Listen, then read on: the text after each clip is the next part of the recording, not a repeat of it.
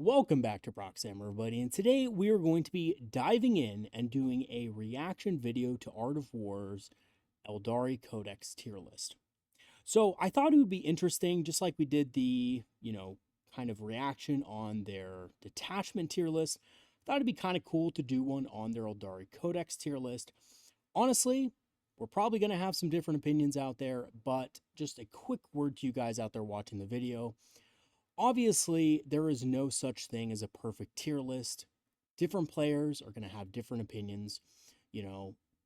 Vic, for example, over at Fireside Podcast, might have a completely different opinion on these, kind of units than Quentin and Jack may have, or that I may have.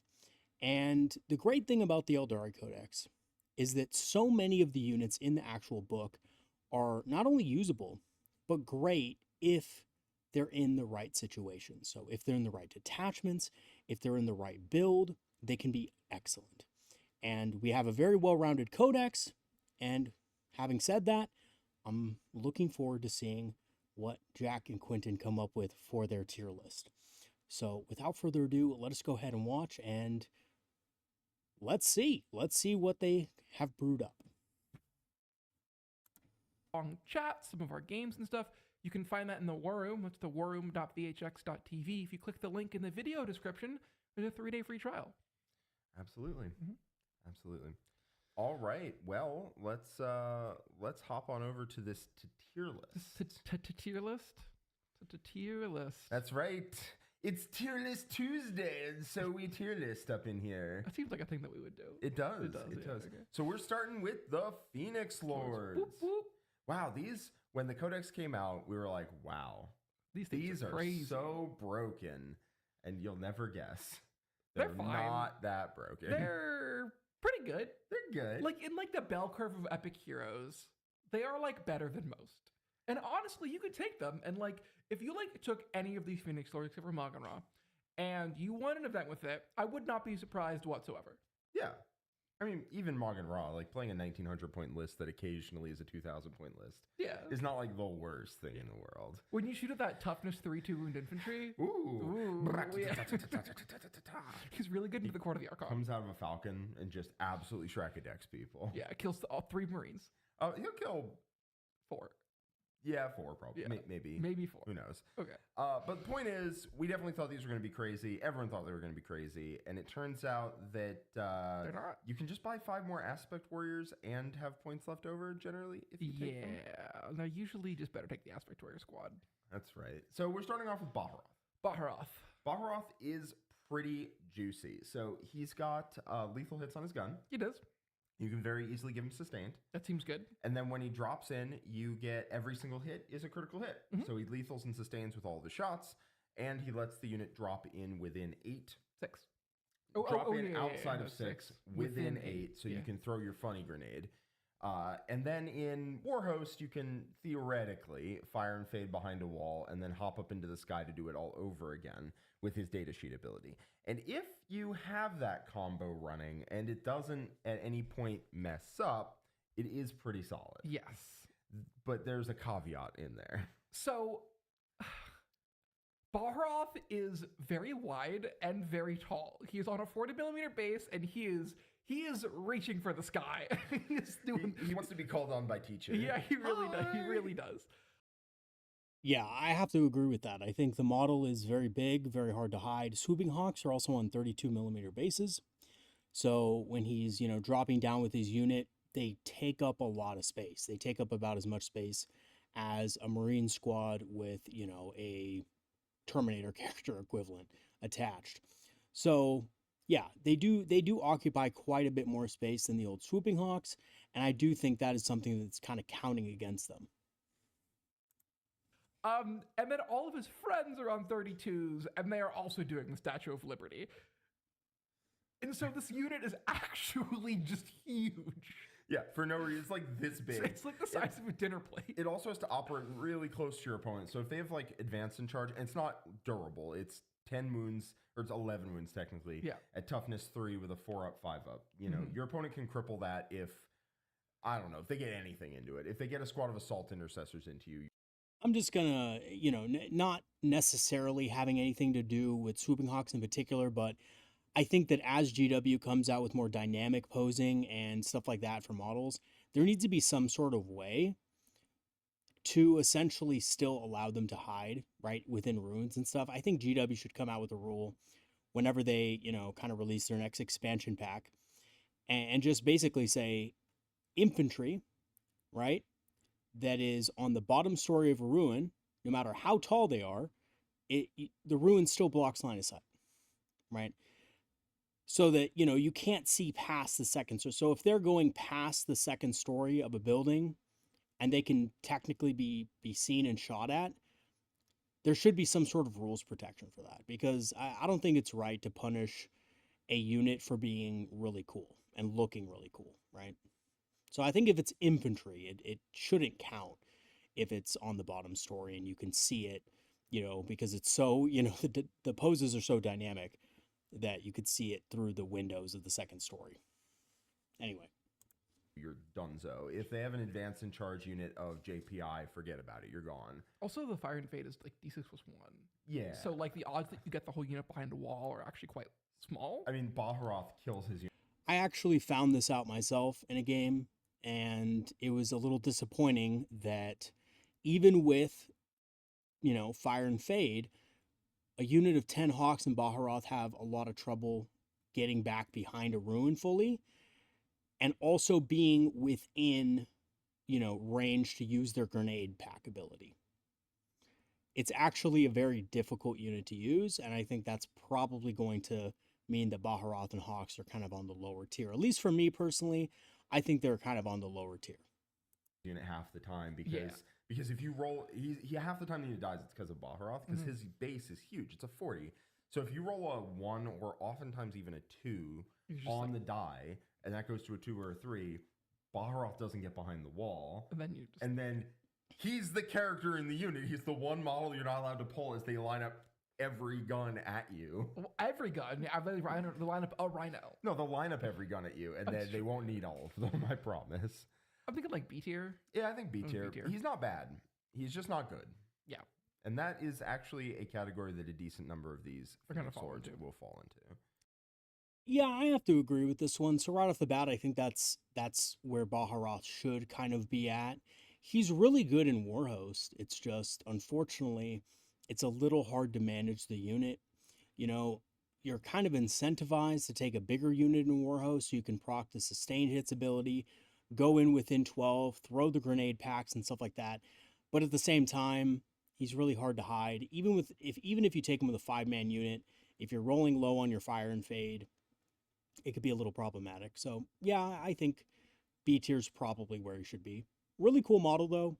Really good if you can get him to work and you can, kind of roll decently on Fire and Fade in Warhost. I think that unit can put out a good amount of damage against pretty much any target, except the heaviest of targets, right? Like even tough targets, like things like Satan Shards, you're just forcing a bunch of lethals on them. You're just poking them to death, and you get to throw, mortal wounds at them. I think that's honestly pretty good. Up next is Fuegan. Fuegan. There's a short that we made, I think someone made it, about us talking about how Fuegan kills 3 Rogue Eldorans. And that is true, but also you don't need to. His unit does most of the heavy lifting, and there's a funny little bit of math. Yeah. And that little bit of math is that if you want Fuegan, you just take 5 more Fire Dragons, and you will get more value out of it. Yeah, because Fuegan costs less than 5 Fire Dragons. So if you want to add Fuegan, instead take a unit of 5 Fire Dragons. And if you want a big hammer unit, you take 10 Fire Dragons. So the only time you take Fuegan is if you realistically take it in a unit that cannot take more Fire Dragons. Yes. I.e. 10 Fire Dragons. But 10 Fire Dragons, and I cannot stress this enough, don't need Fuegan. You don't need him. It is the last thing Fire Dragons want to be is a 320 point unit in an 115 point transport. Yeah. That is, we'll get to this when we talk about Wave Serpents, this friggin' big. And so if you have 10 dudes, if you have like a 500, almost like 445 point or 435 point transport on the board, that's too much. Yeah. You don't want that. You're Eldar. Big problem with Eldar is that they have like 450-point transports. Yeah. And they don't get to play the game. I think that taking Fuegan takes you down a very bad path for Eldar, where you end up taking 3 450-point transports plus unit inside. And that's your army. And you'll table your opponent because... Yeah, so I think I mentioned this myself in a couple of videos. I think going the way of, 10 Aspect Warriors with Phoenix Lord, 10 Aspect Warriors with Phoenix Lord, multiple times in your army is not the way to go. I think maybe you have one unit like that in your army, maybe Asurmen with 10 Dire Avengers, or, you have 10 Dark Reapers that can just easily come in and out of a transport in your backlines, and that's it. I don't think 10 Fire Dragons with Fuegan is a good idea. It's way too exposed, right? Even with the extra range that Fuegan got, and I think GW kind of wrote that in there, the extra range ability, to combat this a little bit. But even with that extra range, and even with fade back on the Wave Serpent and everything like that, getting back in the Wave Serpent with Airborne Sanctuary, moving back potentially behind a piece of terrain, there's just too many variables there. And oftentimes, and at least what happened to me in one of my games was, in Aspect Host, they just got caught in combat, right? They just got caught in combat. Fuegan, his damage is good in combat, but it's not good enough to pull him out of a hole against a really serious combat threat, like a, combat-oriented Dreadnought or something like that, like a Brutalis. So, yeah, I can see where they're coming from there. I still think Fuegan is good, though. I think maybe, as the edition goes on, we might see people just bringing him solo because he has that 2-up revive ability, right? So he's 120 points, 2-up revive. So he's a little cheaper than he was last edition. He's got that 2-up revive, and he has good combat ability, and he has a good shooting attack, right?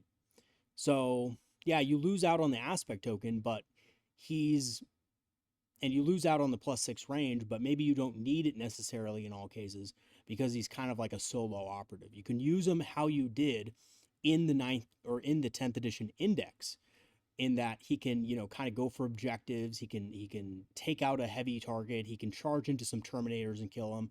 He can, he can do a lot of stuff, right? And he doesn't necessarily want to do the same things that Fire Dragons do. So I do think he's very good, but I think we might be moving away from that 10-man brick with Fuegan and running into, maybe something more along the lines of, maybe 5 Fire Dragons with Fuegan, or maybe just Fuegan by himself. Because they are bleeding units onto objectives, but you will score legitimately a 15 on primary, and you will lose. If you want to watch why you think this was a problem, you can check out several of the games in the War Room where I did run several units of Phoenix Lords plus their aspects, and I had that problem. Yeah.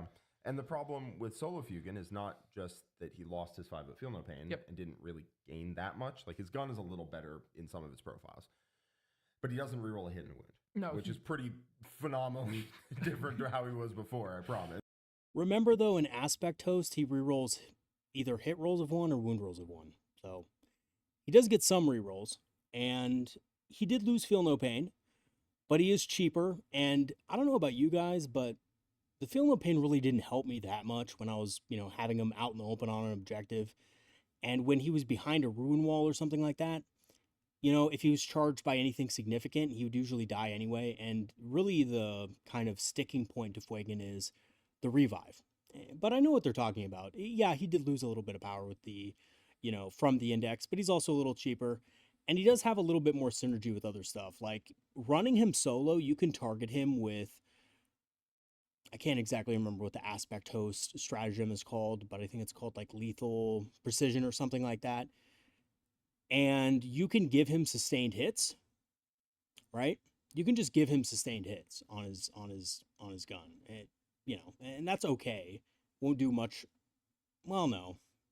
Probably won't do that much. Never mind, because you need the aspect token, right? But I mean, you could do it, I guess. It's probably just not that good of a thing to do. And, he can fight on death as well with To Their Last Breath, right? So that's also pretty good. He gets to do that maybe twice on a 4-up. It's not bad. So I don't know. I don't think it's the best play to run him solo, but I also don't think it's terrible. And at 120 points, just take 5 more fire dragons. Just take any 5-man aspect warrior. Yeah. I guarantee you're not taking rule of 3 of all of them. I don't even care if you're Vic, you can't fit that. Yeah. So like take another 5 aspect warriors of any stripe, because him by himself does no reliable damage to anything. Yeah. And that's kind of a problem. I think he's B tier. I think he's B tier as well. I think he's better than Baharroth. So here's the thing, right? He is completely superfluous in my mind. He's Completely superfluous, whereas Baharroth at least does something unique. That's true. I get. I mean, they're both like very mediocre. They're both fine. I'm not excited for either of them. There is like no way I'm taking a 320 point unit and 115 point transport That's in not Eldar. happening, There's just like no way I'm doing that, because that's how you lose games with Eldar. I just think you also have to factor in the fact that he's really good in combat, right? He has a strength 5, AP -4, damage 3 combat weapon. I think you probably only take him in Warhost or Aspect Host, probably more often Aspect Host, because you get a reroll. He is hitting on 2s, so being able to, reroll 1s to hit is really powerful, and that goes for combat and his shooting. So, yeah. Up next, Asurmen, another Phoenix Lord that we thought was absolutely banana cracked, and now I think is acceptable. He's acceptable. He's decent. This one's gonna. No. That is Vic liking MSU Eldar and running a lot of 5-man squads. Even there, you're not running every single one. We are very pro Vic here on this channel. Yeah. Big ups to Vic. Yeah, big fireside stands here. Yeah, if I were to play a detachment other than Yunari, I would just go copy Vic's list and try it out. Like point for point. Yeah, and then just see where I like it. Anyway, Asurmen, this one's going to upset some people, I think. Yeah. He is not the Omega broken, what the hell, lol, oh my god, crazy model that we thought he was. So Asurmen does several things that should be crazy. He, once a game, his guns go to anti-infantry 3+, dev wounds, damage 3, and then he gives his unit a native fire and fade. He's pretty good in combat. Native fire and fade's not bad. That's wild. It's not bad. It's not bad. Not bad. Because that means they can get back in a transport at the end of that normal move, which is an extra unit getting back in a transport, which is kind of a sub-theme with Eldar. And also, once a game, his guns will smoke an entire Death Shroud unit. And if your opponent has a Death Shroud unit, then he's great. The problem is if they don't, he's not very good. He's fine. He's fine. He's not bad. I mean, like, the thing is, like, his go turn either kills, like, 9 possessed, or, which happens way more often, he pops out and does, like, 6 damage to a Rhino. Yeah, because your opponent either doesn't have the unit that you want to kill, or it's not in the right position, or they have a feel no pain, or -1 damage, or are 4 wounds, or... I don't know, why is he shooting at a Rhino? Right? I mean, your list should be able to take out a Rhino without the help of a Asurmen. And even if you do not need him in a certain turn, the threat of a Asurmen on the battlefield, being able to just take out whatever you want, is amazing, right? You don't even have to use your mini feat until the end of the game, because just the fact that you have that over your opponent, like, hey, I'm going to delete your, like they just said, Death Shroud unit of Terminators, like Plague, Death Shroud Plague Marines, or I'm going to just eliminate or take a huge chunk out of your Deathwing Knight unit and possibly even kill them with rerolls, wounds, and everything like that if you've already popped Watcher in the Dark, is insane. He's good in so many matchups. He's good in so many matchups against so many different armies.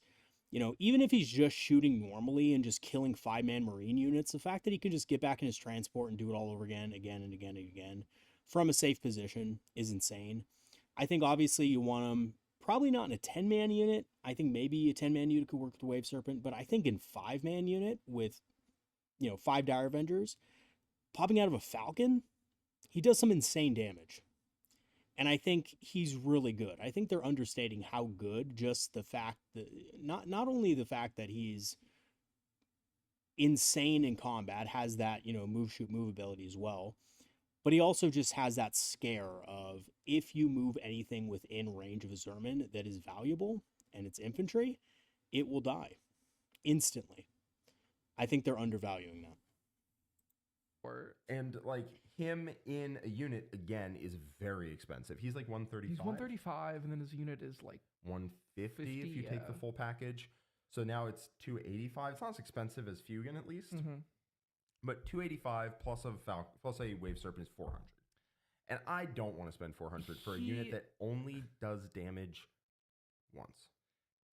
Yeah, I think just take him with a Falcon, right? Put him in a Falcon, give him 5 Fire Dragons, that's all he needs, and he can easily make up his value throughout the whole game, right? And he doesn't, I mean, his regular damage is decent as well. He's good in War Host, he's good in Aspect Host. I've run him in Seer Council, he's also good in that. I mean, just because of the fact that you can get out of Falcon, reroll wounds. Again, it's not necessarily that your opponent's going to give you that perfect opportunity. Like what they're talking about is against a good opponent, they're not going to give you an easy opportunity to wipe out maybe a whole unit of Death Shrouds, right? Or a whole unit of Terminators. But that means you can dictate where those units go on the battlefield, and that's really strong. When he is not in a super turn, his damage is like 2 heavy bolters. Yeah, he's not like bad. He's going to be better than Baharroth and Fuegan, I'll tell you that 100%. Much for free. His melee punch is respectable, and by respectable I mean quite good. It's 6 attacks at 6/3/3 dev wounds. That's a good profile. In Aspect Host, he's not bad because he gets like free rerolls. No, I don't think Asurmen is bad. I think I still write competitive lists with Asurmen in it. Yeah. I think he also suffers from the fact that like he himself is pretty good, but the unit he joins is like not good. Yeah. Like Dire. Yeah, you take the Dire Avengers not because they're fantastic or anything, but because they give you the ability to natively have sustained hits, which with an aspect token can boost your hits even more, right? That's the reason why you take them. And they're just a blade of wounds. So if your opponent wants to shoot them, they're going to have to burn through the Dire Avengers to get to Asurmen, right? Avengers are like just not good. Dire Avengers are just like actually bad. Yeah. And he can. I think people should think of Dire Avengers not as like they should think of them as a buff to Asurmen. They are a 75 point. Asurmen gets sustained hits 1. Like they meet in the middle basically. If you could take Asurmen by himself for his points with all the buffs that he gets given by the Dire Avengers and whatnot, you would 100% take him. He's 135 points. He smokes 3 wound infantry really, really fast. Yeah, if you could hop out, shoot, and go back on walls like solo, you'd love that. But then, like, you have to spend him and a unit of Dire Avengers, even a 5-man, and then you have to spend for, like, a Falcon at that point, and that is a lot of points. Man, it is. It's a lot of points. And it's just not that great into things that aren't 3 wound infantry.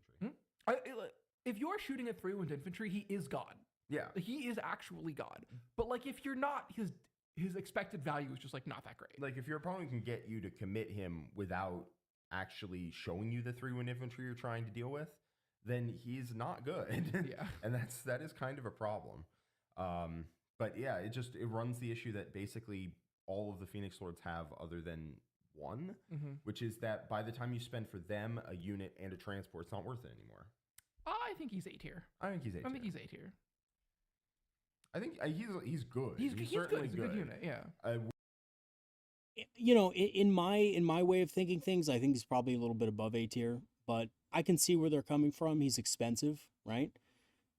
But he's well worth his cost, right? I mean, in most matchups against any type of Marine opponent, he's going to make his points back tenfold.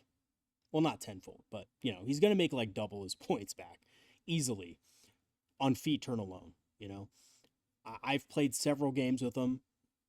Of course, you know, most of my buddies are Marine players, so I haven't really gotten a lot of experience outside of that, but, you know, I could see him being really good into NIDs, especially Warrior Swarm NIDs. I could see him being really good into, you know, things like Leagues of Otan, right? Because he has that anti-infantry, blows through their toughness really easily. I can see him being very good into things like Spirit Host Conclave, you know, Spirit Conclave for other Eldar. Oh my god. Just so nasty against other Eldar. He'd be really good against that. You know, I could see him being really good into, let's see what else. What other factions are there? Ogrins and Bolgrins, right? If somebody is Imperial Guard player running Ogrins or Bolgrins in their list, probably Ogrins nowadays, right? He blows a unit of Ogrins away. Like, he just makes up his points back every single time, you know? And when he doesn't have to feat turn, the Dire Avengers and him are good enough with a Falcon to, or even without the Falcon, to kill a squad of 5 Marines, right? Like, he's good enough to do that with a stratagem in Aspect Host. Like, you throw lethal hits on him, and he's good enough with reroll ones to hit. He's good enough to blow through 5 Marines, right? So I would rank him a little better than that, but I see where they're coming from. It is expensive, you know. It is 135 points plus 75 plus the Falcon. Although I will say this, the Falcon itself is awesome at 130 points, and you shouldn't underestimate that. You shouldn't think of it as a tax. It's its own unit also, right? So we're being overly negative because the perception is that he's insane cracked. And I just don't believe that. I know. I think he's probably fair for 135. Yeah. All right, we got Maugan Ra swinging around the Maugatar. Do you remember what his rule is? Yes. If he hits you, on a 5-up, you take D3 mortal wounds. And every unit within 3 inches of you on a 5-up takes D3 mortal wounds. And then also you take a battle shock check. It's worse than that. If you lose a model, you take a battle shock? No. It's if every model in his unit shoots at the same target. Sure. Yeah, it's really bad. yeah, unfortunately, Maugan Ra's ability sucks. It's a shame because it's a cool ability. It just needs to be tweaked a little bit. Like, if he automatically did the D3 mortal wounds to the squad he was targeting, and then on a 5-up, each unit around him can additionally take mortal wounds, that would be good on top of the battle shock test at -1. But the fact that you have to roll a 5-up in the first place and all the models in your unit have to shoot that target, it's a little iffy, especially since his gun doesn't necessarily want to shoot at the same targets that his unit wants to shoot at. His gun is like, what's it, like 6 attacks at like 722 dev wounds? Yeah. I think it ignores cover. Like, him in a unit of 5 Dark Reapers in a Falcon does decent, okay damage. Yeah. But, like, I think that's how you want to run him. If you are looking at running Maugan Ra, that's how you want to do him. I don't think he's that good, but I think that, you know, if you love the model and you want to play him on the board, run him in a Falcon with 5 Dark Reapers. You can't go far wrong with that. I think that's the best way to do it. what are we doing? That's more expensive than Asurmen. Maugan Ra is like, he's so like. I don't think it's more expensive than Asurmen because Maugan Ra is 100, Dark Reapers are 90. So that's going to be 190, and yeah, that's not as expensive. That's actually cheaper than Asurmen with 5 Dire Avengers and a Falcon. Ashamed of the fact that he is just worse than 5 Dark Reapers in every way. Dude, I used my LVO store credit to buy an Asurmen. Yeah. And I got sent A Maugan a Ra. Maugan Ra. And I am... I'm sorry, Jack, but that's hilarious, dude. That's the biggest troll in the world. Oh my god. Absolutely hilarious. Enjoy Maugan Ra, my friend.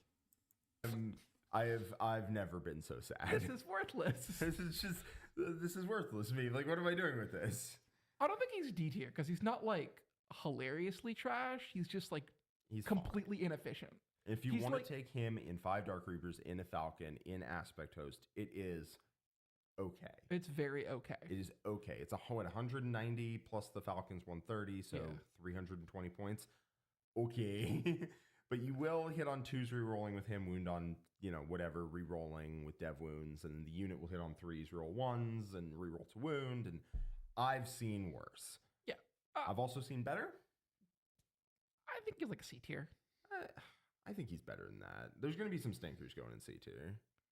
The Vibro cannon. The stinkers go in D tier. Those are for the stinkiest stinkers. I think Maugan Ra deserves to be like top of C tier. Like All right, top of C tier. fair enough. Like I view him as like distinctly worse than Baharroth and Fuegan. Fair Right? enough. Yeah, Like I will think he's consider probably this C with Baharroth tier. and Fuegan. I won't consider this with Maugan Ra. He's disappointing. He's Yeah. such a cool model too, and like, what are we doing? I know. He also continues the trend of every single Phoenix Lord sticking something in the air as high as possible. What? Just shoot me! Oh me! Shoot me! Please! Why can't they just be crouching? Why can't they be like, where's Karandras when you need him? Oh, gone, by the way. Yeah. They're going to come out with the Karandras model in like 2029, and it's going to be like 50% hat by volume.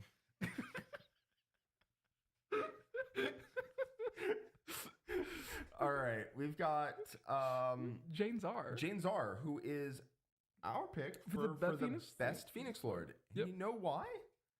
Because you don't need a freaking transport for her. She's the only one that like works really well in a 5-man. Yeah.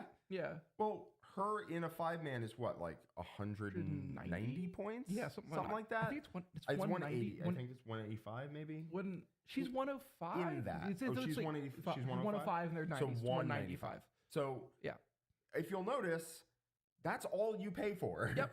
you don't take that plus a 5-man plus a transport, right? So it doesn't cost like 400 points to put him in the list. It's up. Yeah, and arguably you don't really want her in transport anyway most of the time because you get the option to heroically intervene if you're not. So yeah, you can put her in a Falcon to reroll wounds, but she already gets rerolls wounds against character units. And the unit of Howling Banshees is wounding on 3s already, so they don't really have trouble wounding the targets they want to hit. Yeah, I absolutely think they're fantastic. Actually, I just picked up, well, it was a while ago, it was before the Codex even came out, but a Blood of the Phoenix box. And I'm so glad that I have Jain Zar and 5 Howling Banshees now to run in my lists. A package is pretty cheap. Yeah. That's it. She's just really good in that package. Yeah, I mean, like, it does something that your army is, like, crying on the floor rolling around for, which is, like, she protects your primary. Yeah. Because, like, every JPI that charges your Storm Guardians or whatever will be, like, scoured clean from the earth. Yeah, jump pack intercessors do wreck Eldar something fierce. Jump pack intercessors something fierce? Jain Zar. Jain Zar messes them up. Yeah. And that's good. Now, she's basically like an upgrade over a foot Autarch in the Howling Banshee packages, which is pretty solid. And she also rerolls wounds. So if you're playing in Aspect Host, she rerolls ones to hit, and she rerolls her wounds into characters, I believe. Characters. But like 6-3-2 reroll wounds into like characters is the point that you actually start to hit effectively into like tougher characters or tougher units. She hits about the same as the Sanguinor, basically. Yeah. Sanguinor's dev wounds and rerolls ones to wound. She rerolls all wounds but doesn't have dev wounds. Yeah. And I'll tell you, the Sanguinor messes folks up. Mm-hmm. And her plus a unit that fights first, and the reason she's the best one is because she's cheap. She's cheap, and also if you don't need her to be defending, she can just like be like, I'm gonna go on an adventure and just move 16 inches at somebody. Yeah. Also, yeah, she doesn't need a transport because her unit can go gigafar yard. Yeah. Because they advance and charge, and you can give them +2, and then she makes it flat 6 on the advance. So they go 16 inches base for spending a token, and you're just like, blah. And they also can't 1-inch walls against her if there's an overhang, because you ignore vertical distance when you move. So you just go whoop up and over. Also, I'm pretty sure her real wounds works on her 6-shot, like spinning shuriken disc thing, like whirling death or whatever it's called. Yeah. Yeah, she is good because she does not require unit plus transport to be good. She also does a role you want, which is a fast melee fight first threat. Yep. And she does reliable damage by herself. And that is, yes, that's a segue into Lycus. She does damage by herself without requiring someone else to help her out. Yeah. I would put her in S. I agree. Yeah, I think Jain Zar is fantastic. I mean, I think you can't look at any of these models in a vacuum, though, especially with Eldar. You kind of have to take all the synergies into account. You have to take the build, right? And I think that's one of those, you know, when people consider what's better, Jain Zar or Asurmen, I think you probably want both in your list. So, you know, they're kind of playing off each other's strengths, right? But yeah, Jain Zar is fantastic. I have no argument there. I think she's great. I mean, obviously, I would say Asurmen probably belongs up there as well, but, you know, yeah, she's awesome. All right. Lycus. I quite like Lycus. Lycus is pretty good. I think if I had to pick one Phoenix Lord to be Lycus, but the other one that I really consider is Lycus. It's Jain Zar and then Lycus. She's a little expensive. She is. Her damage is quite inconsistent. Yep. But if you take her and the Double Claw Spider Exarch, it's enough to like very reliably kill like 10 guardsmen. Yeah, the Power Blade Array. It should kill 10 guardsmen. Like in Aspect Host, it should kill them like every time. Yeah. Because the Power Blade Array dude hits on 3s roll 1s and then wounds on 3s roll all, no save, and then she has like 12 attacks as well. Yeah.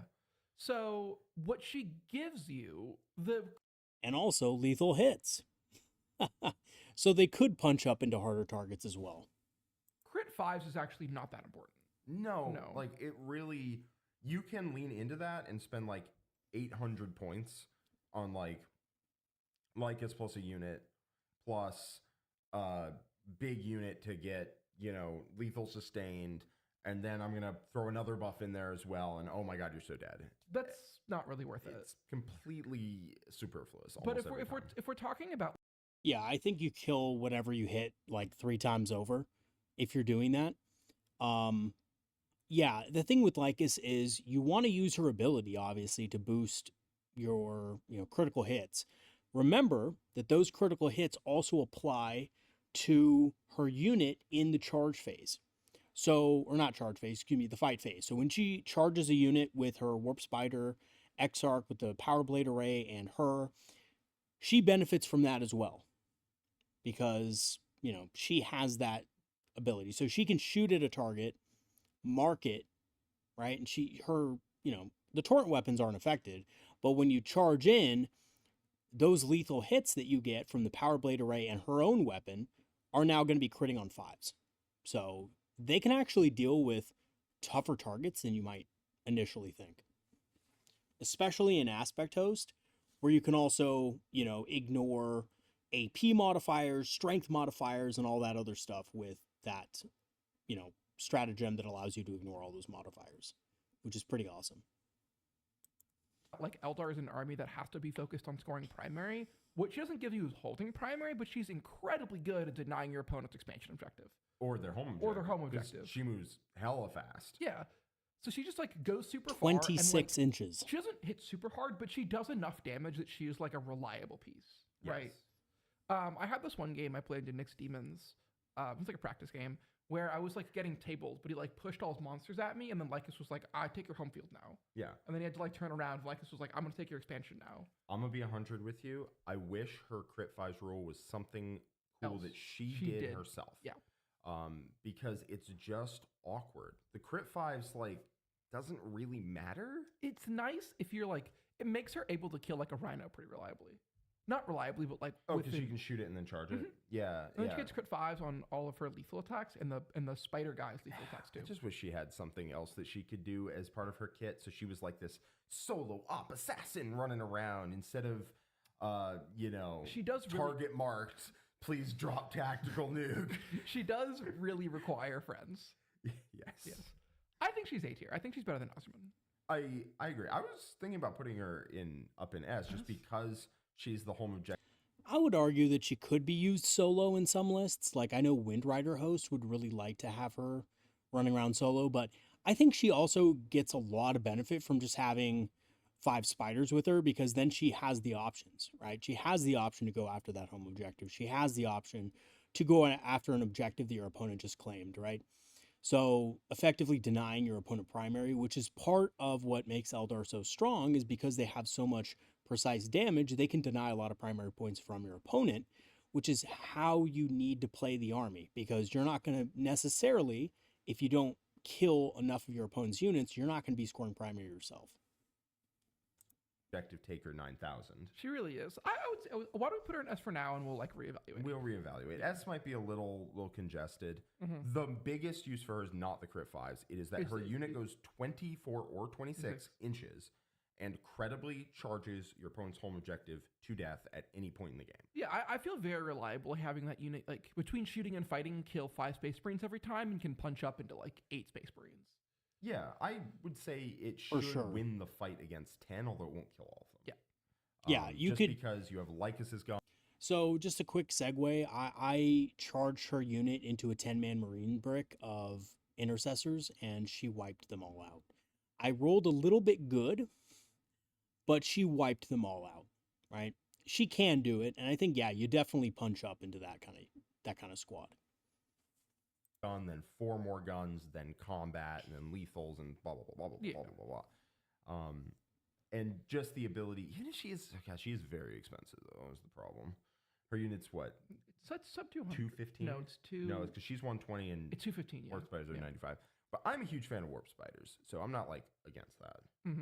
All right, we've got the Avatar. The Avatars. We're done with the Phoenix Lords. Pretty solid spread on them. It's possible like this falls into A. They're probably like the best they've ever been though.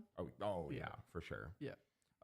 They were pretty good in like the ninth edition. But Baharroth was pretty good in 9th edition. Baharroth, Karandris was pretty good. Jain Zar was okay. Jain Zar was not awesome. Okay, yeah. Fuegan was good at the start of this edition, but whatever.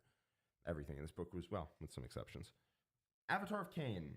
He is the single saddest model for the change between the army rule and detachment rule from the beginning of 10th to now.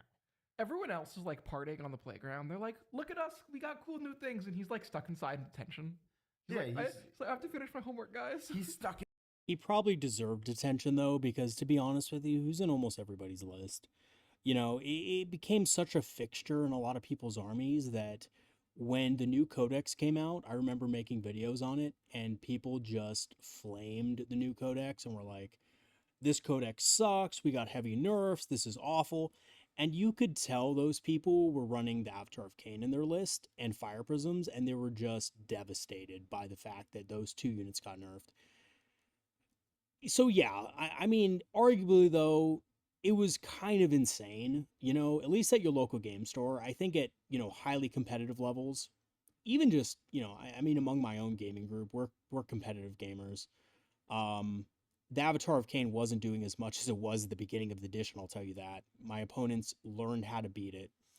And unfortunately, you know, the Avatar of Khaine just lost his effectiveness for me personally. But yeah, he lost everything that made him so good in the index. And he didn't really gain anything. He just lost his toughness. He lost his ability to use strands dice. He lost his cool auto overwatch thing. So now he's just kind of stats, you know. But we'll see what Quentin and Jack have to say about it. But I'm pretty sure the Avatar is not escaping. I would say probably C tier. In the past, maybe he worse. Peaked in high school. Throw a pig skin 20 miles. So the problem is that he very, very much wants reroll a hit and a wound. Yep. And he is screaming for fate dice, and he is desperate for that -1 to wound. Also, and you just toughness can't 12. give any of them to him. Is he toughness 11 now? He's toughness 11 now. What a sad boy. He's like not that tough. He went down in points. He like doesn't hit that hard. He's no longer a multi-phase threat. Yeah, so let me just describe what this dude used to do. He used to be -1 to wound, tank your opponent's entire army, overwatch a tank to death reliably, because you'd flip the die to a 6, which you cannot do now.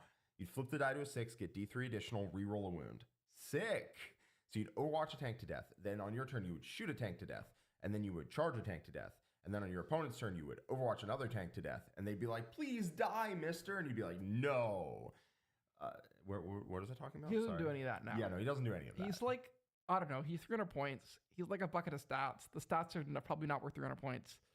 No, I'm just sad that they devoted an entire strat and aspect host to him. It's not even good. No, it just makes his gun more disappointing when you don't. I agree. That's one of the reasons why I didn't put aspect host higher than war host in my tier list for the detachments, because they literally have a stratagem that you're not going to use because you don't want to take the Avatar of Khaine. So you're running a detachment with 5 stratagems. Don't hit or don't wound. Yeah, it's like, oh, I hit on 2s. Oh, I missed. Yeah, I mean, you take the hit on 2s, re-rolling because aspect host. Wound on 3s. Wound on 3s, you re-roll. And it's like, you can CP re-roll it, and then it's like AP 4, damage 8, which is good. I'm not going to claim that's bad, but am I spending a CP to be able to CP re-roll the wound when I inevitably roll a 2? Or your opponent just rolls a 6 up in armor save. Yeah, no, I'm good. I don't want to do that. I mean, like, he's not like abysmal, right? He's not that expensive. He used to be cranked, and he is now whatever the opposite of that is. He feels like a character that would die to like a Primaris Lieutenant or like a random Orc War Boss or like an Imperial Guardsman who has a name. He definitely does not do any of those things. To be clear, he does not die easy. He is still...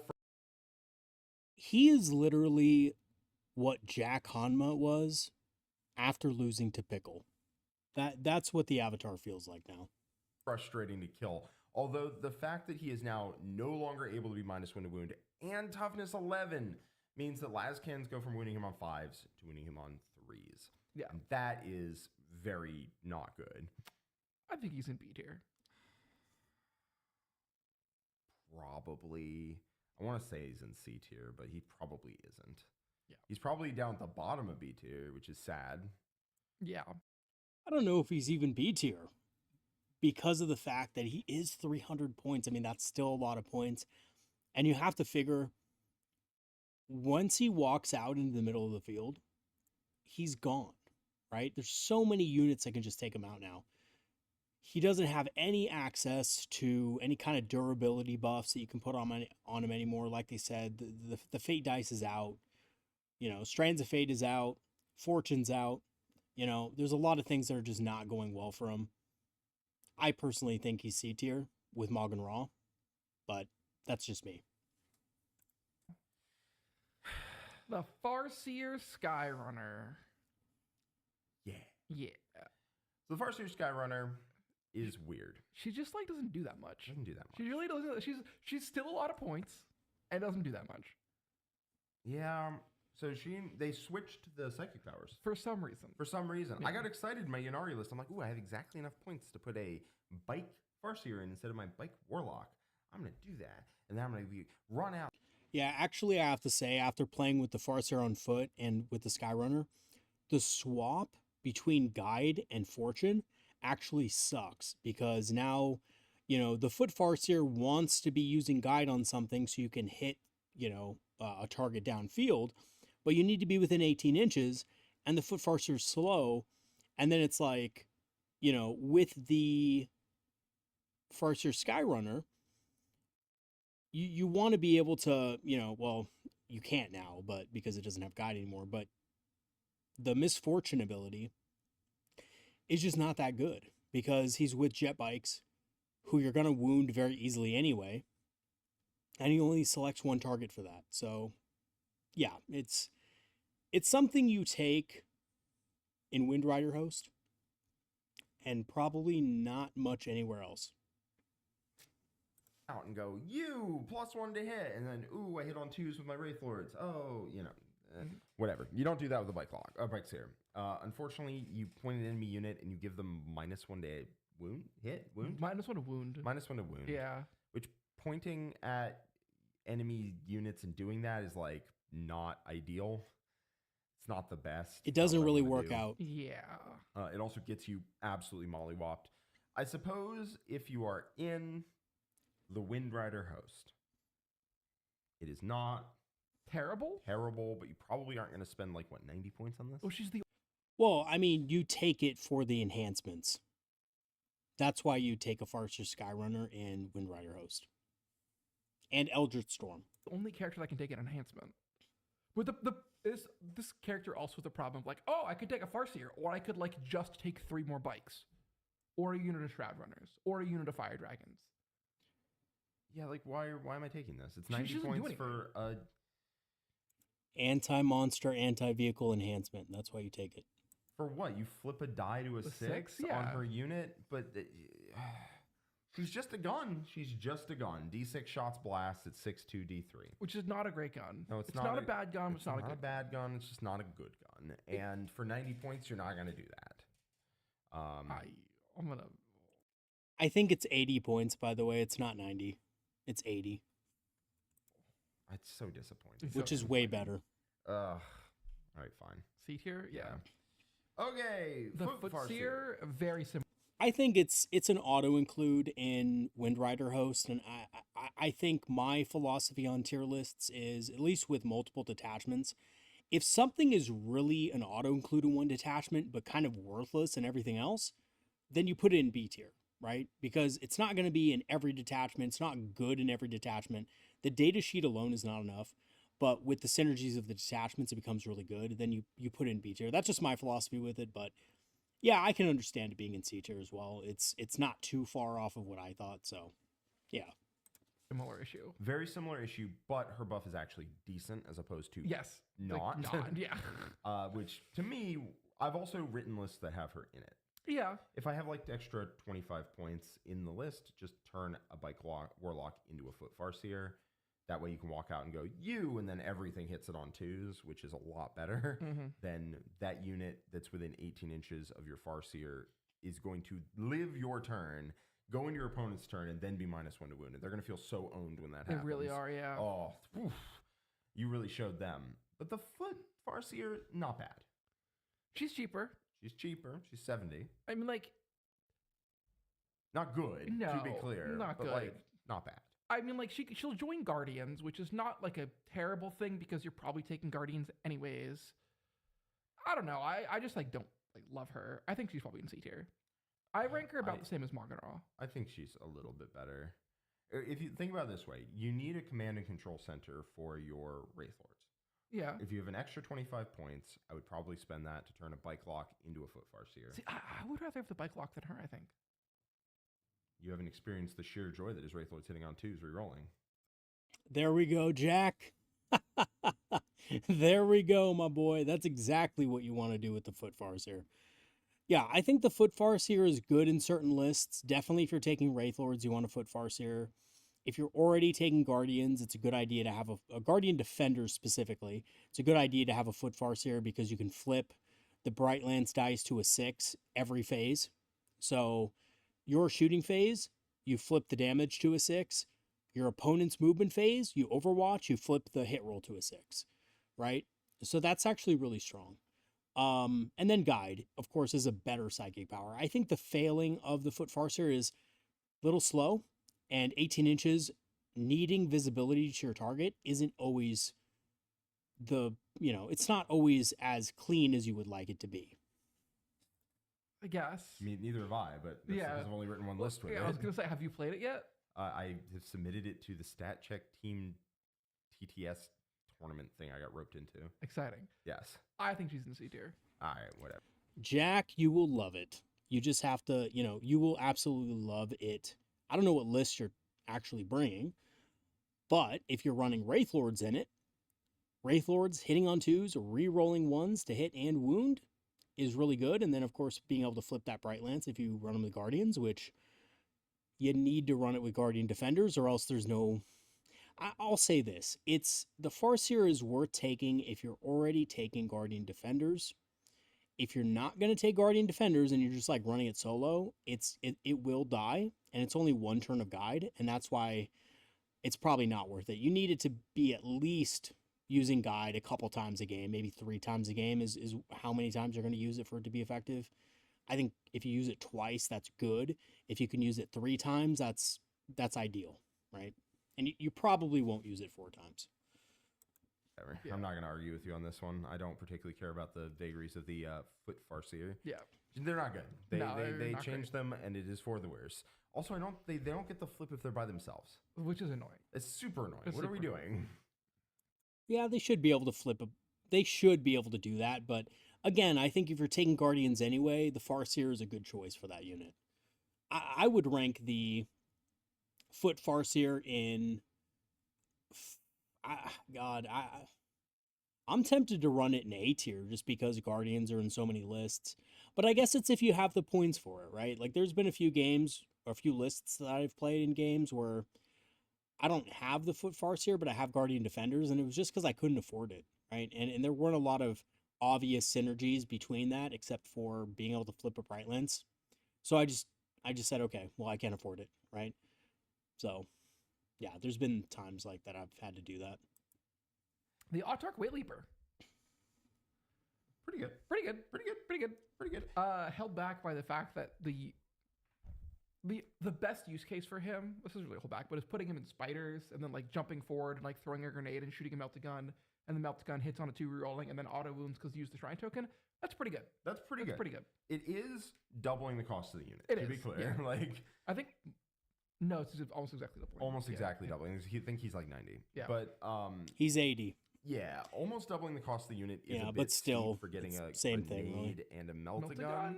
Now the melt-a-gun does auto wound. I'm not like we're gonna sing the praises of the melt-a-gun when we get to the Foot Autarch, so I don't want to Yeah. I don't want to, backtrack too much on this, but like you can't charge afterwards. Now you can just move 12 and shoot and a charge, which is pretty solid. And with the Power Blade array and his weapons, it's not a bad unit in combat. It's just not a good unit in combat. You probably just want to take Lycus, unit, right? Which is kind of a problem.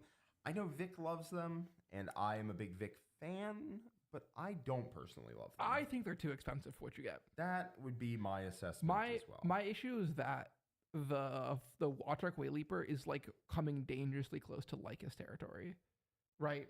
Like it's not that many more points to. Well, Lycus is 40 more points than the Autarch Wayleaper, so it is quite a jump. But for me personally, I don't see any value of a free grenade when you're going to lose.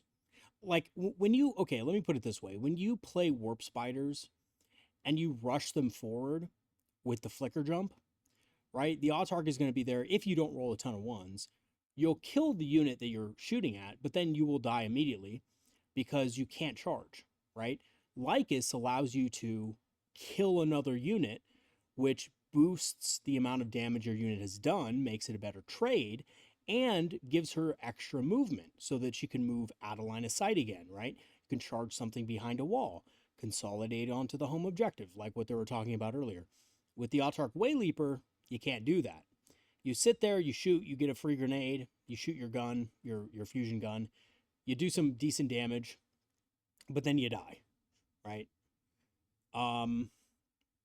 You could, of course, fade back, but unlike the Autarch on foot, you can't re-roll the fade back roll if you roll bad. So that could be disastrous. And I just don't think the Autarch Wayleaper is as good as it was before. Obviously not as good as it was before, but I don't even think it's good enough to regularly take in squads of Warp Spiders or Swooping Hogs. That's just my opinion on it. You got Lycus, and Lycus is much better at that job. Yeah. I agree. I don't personally see it. Maybe when, in 4 months or whatever, when Ynnari, you can only move 1 inch with the Ynnari move or some nonsense. And then now I'm trying out Aspect Host. Yeah. Maybe I play them and like, oh my god, this is insane. But I don't see it. No. Could you imagine if they nerfed the Ynnari ability to only move 1 inch? I would legitimately laugh and then cry myself to sleep. Honestly. I just don't see it right now. Well, you think B tier? Yeah, I'd say B tier. definitely better than the other things in B agree, tier yeah. for sure. I would argue it's probably C tier, and I don't even think it's better than Fuegan, to be honest with you. I can see why he's better than Baharroth, but I can't really see why he's better than Fuegan. I just don't see it. But yeah, I'm not like aching to make that unit 185 points. I'm really not. I like the fact that it's very cheap. Yeah, 95 points I can throw away to contest objectives. Also doesn't have to have the Power Blade array to be like... Oh, by the way, I meant to say this earlier but didn't, so I'm just going to say it now. Fuegan with a squad of 5 Fire Dragons with a Fire Pike can legitimately split fire and kill 2 tanks. So I think that's the edge case for taking Fuegan is if you're going against an army that has a lot of mechanized elements, and 1 squad of Fire Dragons is not going to trade evenly into a Taurox, it's not going to trade evenly into a Chimera, maybe taking the ability to split fire off, being able to kill something really heavy with 4 Fire Dragons, and then maybe trying to kill something lighter with Fuegan and the Exarch is a good case study for it. I recently played a game against one of my IG friends who's in the group. His secondary armies, Imperial Guard, he brought a good number of tanks, Tauroxes, Leman Russ battle tanks, stuff like that. I think he played Mechanized Brigade or something like that. I can't remember what it was called. But Fuegan and 5 Fire Dragons were able to split fire, kill a Chimera, which was the command vehicle, and then also split fire into a Leman Russ and kill that. So they made up their points in a single round of shooting, whereas a single squad of 5 Fire Dragons would have all had to shoot at one target. Probably still made up their points, but wouldn't have been able to pick up the second tank, right? So, yeah, I think there are some edge cases for Fuegan, whereas I can't really see a lot of a lot of cases for the Autarch Wayleaper, but maybe I'm just completely wrong. Let me know what you guys think in the comments about the Autarch Wayleaper, because I'm just at a loss on how it's worth 80 points. Like a decent melee. No, you just take all the guns. It's not bad. I can see him being an A tier for sure. I think top of B tier, low A tier. Yeah. The Foot Autarch. To be fair, I think he's around Asurmen's power level. Because these guys, I'm not going to take in a real list. I could see taking him. You want to bump him up to A? I'll bump him up. Okay. Really? Oh. Really? I don't see it. I don't see it. I wouldn't realistically want to spend double the cost of Warp Spiders or Swooping Hawks on a model that is not going to double their damage output. Like, they're just not going to get... I mean, the free grenade is nice. You can use a grenade on a lot of different units. Free grenade is nice, don't get me wrong. I don't think it doubles the damage of the squad necessarily. Unless you're real good on the grenade. But even then, like I said, you could use a grenade on anything, really. And the fusion gun's good, but you're kind of losing an 80-point model right afterward, pretty much immediately. I don't know. I don't know how I feel about that, but let's move on. I have sheer respect for the wickedness of it all. Yeah. The Foot Autarch. I'm really interested in that. I want to see what Vic's opinion is of this and what his reasoning behind the Autarch Wayleaper is. And if you guys know, let me know in the comments. I've been, here and there listening to the Fireside podcast. I haven't been really able to, fully dive into it. But, if someone can link me the, place where he talks about why he's using the Autarch Wayleaper, because I haven't heard of it. If I really haven't heard anybody say why he's good. But yeah, let me know in the comments. Autarch. This guy, quite good. Pretty good. Pretty good. Now, He's one of the few units that appears in every list, regardless of detachment. Yeah, probably.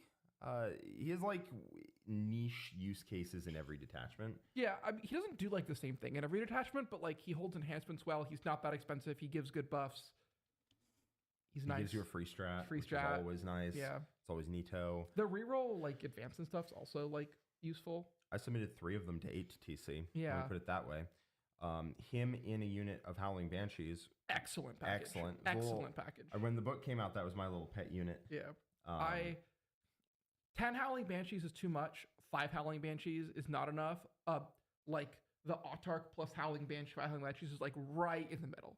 And critically, the thing I like more than the Spiders plus the Wayleaper is the fact that the Banshees plus the Autarch get to run up, shoot you, and then they don't get to grenade, but you're using that free strat somewhere else, so whatever. And then they get to charge you. And their damage is real. Their damage is real. Yeah. It's not the highest damage cap unit in the game, or even close, but it is real damage, and it fights first. But critically, you jump into your opponent's lines with the Spider. I think the key is that it also allows the Autarch himself to fight first. And the Autarch hits really hard with the Starglaive. Spider Autarch package. You throw a grenade, you shoot the Melta, you shoot some flamers, you're done. That's it. This unit runs up to you, shoots the Melta, flips it to a 6, and then charges you. Yeah. And that is pretty good. Also having fight first units. I think he's an S tier. Pretty good. Also, Mantle of Wisdom, Dark Reaper Autarch. Excellent. There's a lot of ways to use him that do pretty good. His combat is solid. He's cheap, right?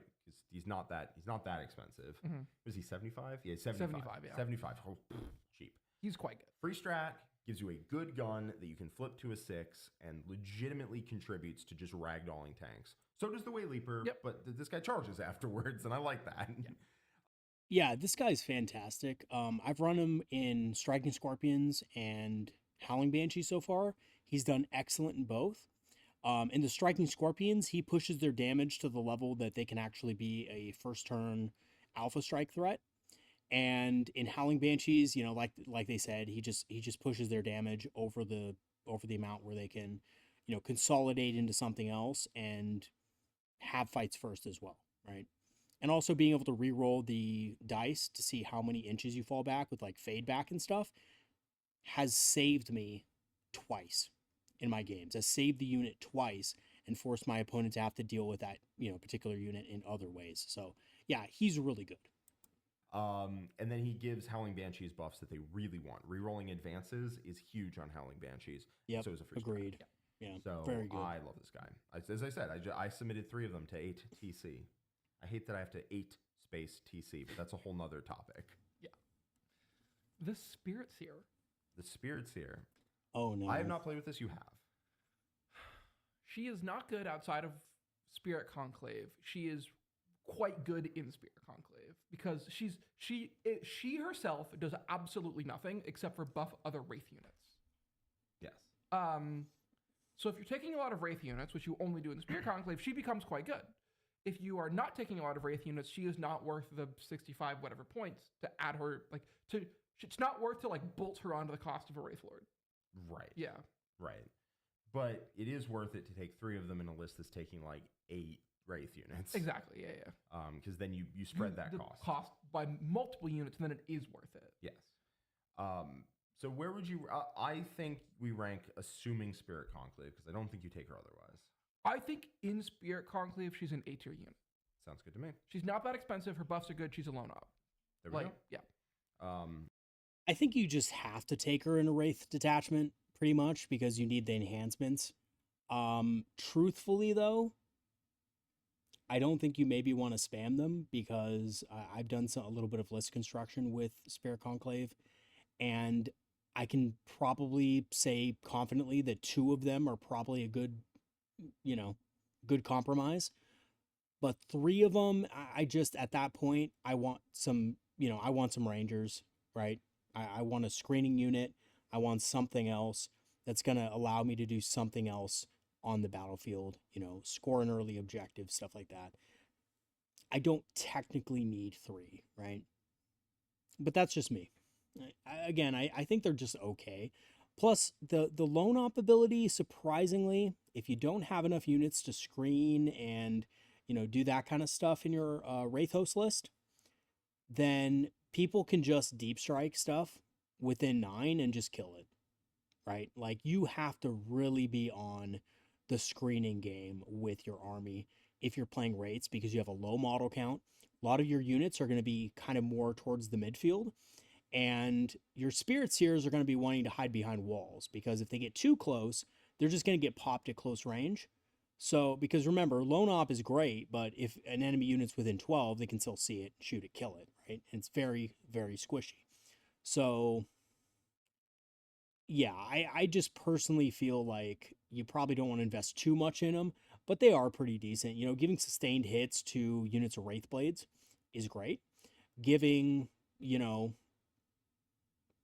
what is it, D3, healing D3 on a Wraith Lord that has battle focus that just fire and faded back after getting shot with the last cannon is great, right? But you probably just don't want 3 of them. Again, also the other thing is they can use their revive ability, but they can't use it multiple times on the same unit. So if your unit lost 3 Wraith Blades, you can't use 3 Spiritseers to res it back to full health, right? You have to just use it once. And then if you have another unit that took, some damage, you res it there. But it's not really going to usually be like that because your opponent's probably going to focus fire on one unit is mostly what's going to happen in, 9 times out of 10. Yeah, she's just rezzing a model every turn. Yeah. Gets really old, Quentin, I want to tell you. Also, Light of Clarity is a phenomenal enhancement. That's the +1 OC to a unit in the command within phase? 12. Yeah. What? It's Hold 12-inch aura, or if your monster's +3. So she Wraith points Lord at a unit. Wraith Lord goes to OC6, Wraith Guard and Blade go to OC2. Yeah, and the important part is that you get to look at a unit that is like, I have 4 OC on that objective and I need 6. Yeah. Done. Yep. I'll score the objective. So any of the objectives could have that happen. Yeah. Outside of Spirit Conclave, she's not good. She's not that good. I think No. she's like bottom B or something. Yeah. Maybe top C. I would say D in everything but Spirit Conclave. Mid C. Because it's unusable, right? I mean, you're not going to use it in any other detachment. because it doesn't do anything, because Wraith units are not good in pretty much any other detachment aside from, Wraith Lords, which, again, because they don't have battle focus, sustained hits 1, it's okay, but it's not something you spend 65 points for. Who knows? In Spirit Conclave, damn good. There's a bevy of Warlocks. Yeah, we got the Warlock battery going on. We got Warlock Skyrunner. He is excellent purely by the fact that he is not expensive. His gun is, I'm not going to say cute, I'm going to call it adorable. He has too many. He is not a character as well, so he doesn't give up assassination. Guns. He has too many guns. He has 3 guns he can shoot you every time he shoots you. There are 4 on his profile. 1% of Warlocks have 99% of guns in this country. Okay? It is too much. He must live in Texas. I don't know. He's very cheap. He is a psyker for your Wraith Lords. He runs around. You do not care whatsoever if he dies. He is dirt cheap. He's so cheap. He's 45 points. So cheap. He moves 14. He's OC2. I submitted 2 to ATTC. I think he's an A tier. A tier, S tier. I don't think he's S tier. Okay, so in Yunari, he's an S tier. Because he is the cheapest unit that can get murdered. Yeah. He moves very quick. He does contribute to shooting for literally no reason. Yeah, he's pretty good in Yunari, and also in Yunari, you'll probably be taking a Wraith Lord. So you'll want something that can stay within range of the Wraith Lord to be able to, give it that +1 weapon skill, ballista skill.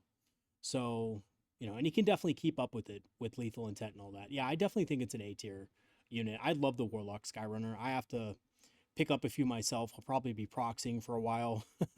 Just, regular jet bikes for them because they're so cool. But yeah, they're good in a number of detachments. They're really good in Spirit Conclave as well. Figure out. Not a character, so it doesn't get assassinate. I think he is good in Windriders and not in Windriders. Yeah, you've convinced me.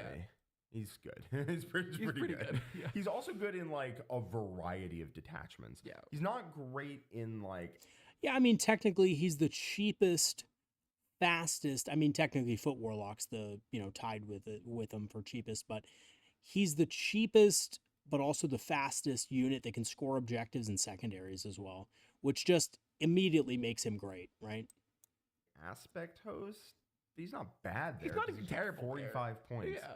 In Yunari, he's busted he's because if you shoot him to death, that triggers a move anywhere, and he can be the one to use the move, and he's OC2. And if you're going against him in Yunari, you just have to ignore him. You just have to kind of let your opponent use the model. I know that sounds horrible, but Yunari's not in a good place right now.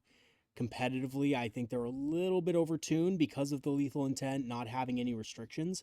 I think once they put restrictions on that, I think this model probably just becomes, average in that attachment. Good, it's still good, but becomes a little bit less auto take. And that's him flying across the board. Yeah, also, did you know you can tank wounds for your Windriders on him? Because he's not a character. He's not a character. So they shoot you the las. Yeah, he has 3 wounds too, which make him a little bit tougher than Windriders as well with the 4-up invul. And you're just like, hey, this dude, bink! Yeah. Because you have 2 or whatever. Yeah, also, Spirit Conclave loves Spirit Conclave does want him. And Seer Council. And Seer Council. He's good everything. He's good. Yeah, Seer Council likes him too. Absolutely. Although I think Footlocks are also good in Seer Council because you can actually teleport those. Good. That's really good. And you can take enhancements with them like the Torque of Morag Hague. Fine in Aspect Host and Warhost, and he's actively incredible in the rest. Yeah. And Guardian Warhost isn't real. All right, we've got the Foot Warlocks. So this is the solo Foot Warlock. The character one. He's not very good. No, he's quite bad. I'm D tier. Does he do anything? He is good exclusively in Seer Council to take Lucid Eye. I would say also Torque of Morag Hague, and I don't know if you want to take Lucid Eye on him. I think you want to take Lucid Eye on a Farseer, something a little tougher, but either one works. I don't care. I don't think you take it anyways. Bye. Be gone. I don't think he's that bad, but I just don't think you take him in a lot of detachments, right? I think you only really want to take him in Seer Council, and that's pretty much it. That's the only detachment I'd ever take him in, and other than that, yeah, he's not great. What does he do? Hold on. He gives his unit -2 to charge, and I think that's it. I think he's -2 charge. It also Wow, works that on is- himself. But he's 50% of the cost of the Guardian unit. So like That is like impressively terrible, actually. Yeah, you don't take him for the -2 to charge and put him in a Guardian unit. I don't think that's the way you do it. I think you run him solo in Spirit Conclave, or no, not Spirit Conclave, excuse me, Seer Council specifically, and you give him the Torque of Morag, or you just run him without any enhancements. He's a 45-point unit that can teleport anywhere on the board for 1 CP. And that's probably going to be free in Seer Council anyway. So great way to score secondaries. Great way to get into a position to, capture points. Great way to annoy your opponent with +1 CP on their stratagems that they want to use within 12 inches of them if he has the Torque of Morag. It's not bad in Seer Council. I think it's pretty decent in Seer Council. Otherwise, though, complete garbage. Actually, I mean, like, he's just hanging. so he has a flamer first off, so jot that down, and then yes, he does make his unit -2 to charge. Yeah. We found a D tier unit. He's not folks. Good. It's good. It's just like that better not be the only thing I'm spending for to attach to a unit of Guardians. He's gonna sit in my backfield. Yeah, and if you're taking Guardians to abuse the -2 to charge, you're spending like 140 points. Okay, but hear me out. In the Guardian detachment, I will not hear you out. I will not hear you out. Okay, the Warlock Conclave. I don't even know if it'd be that good if it were on a real unit, because like it's purely spending points to get a -2 to charge. And that is a good rule, but like it's good occasionally. I like might spend a CP for that. Yeah, I'm not gonna you spend would spend a CP if you had it. If you had it, yeah. But the nice part about having a strat is you don't have to use it when it's not relevant. This guy does nothing else. Yeah, so if you spend the points on him, then and your opponent isn't trying to charge that unit, you wasted your points. I'm sorry. And it's a unit that wants to be sitting in your backfield a lot. Yeah. So Warlock Conclave. I mean, it shoots, I guess. It does shoot. It does very technically shoot. It has legitimately good guns, and it is also incredibly fragile. It's not that expensive. It's not very good. It's better than the solo guy. It's much better than the solo guy. I think it's about as good as like the Farseer on bike. Yeah, that's probably accurate. Because, like, yes, you can go down the rabbit hole of trying to make them do damage. And then they will, in fact, even do damage at that point. Yeah. But, like, man, you're taking 4 2-wound infantry. With no armor save. With a 4-up invuln, toughness 3 with 2 wounds. And You got to put them in Storm Guardians or Guardian Defenders. That's the only way they get value. I think they're better in Storm Guardians. They give Storm Guardians -1 to wound, which is the big thing that I think they'll probably mention in a second. But if they don't mention it, that is a big miss. They give them Fortune, Old Fortune, which is extremely good. I used to throw Fortune on Storm Guardians. They would survive. They would regularly survive Intercessors before the buff, right? Again, the buff was Stu. I think they just buffed Intercessors way too much with the new Oath of Moment and all that. I just think they kind of overtuned Space Marines a little bit with that, at least in that regard. But yeah, Storm Guardians would regularly survive against those, and then they would clap back and kill most of the Intercessors, like with the fusion guns and stuff. So having a permanent Fortune on them, being able to, launch, 2d6 +4 or 4d6 +8 flamers at your opponent that are AP -1, is also really good. And then plus the regular flamers.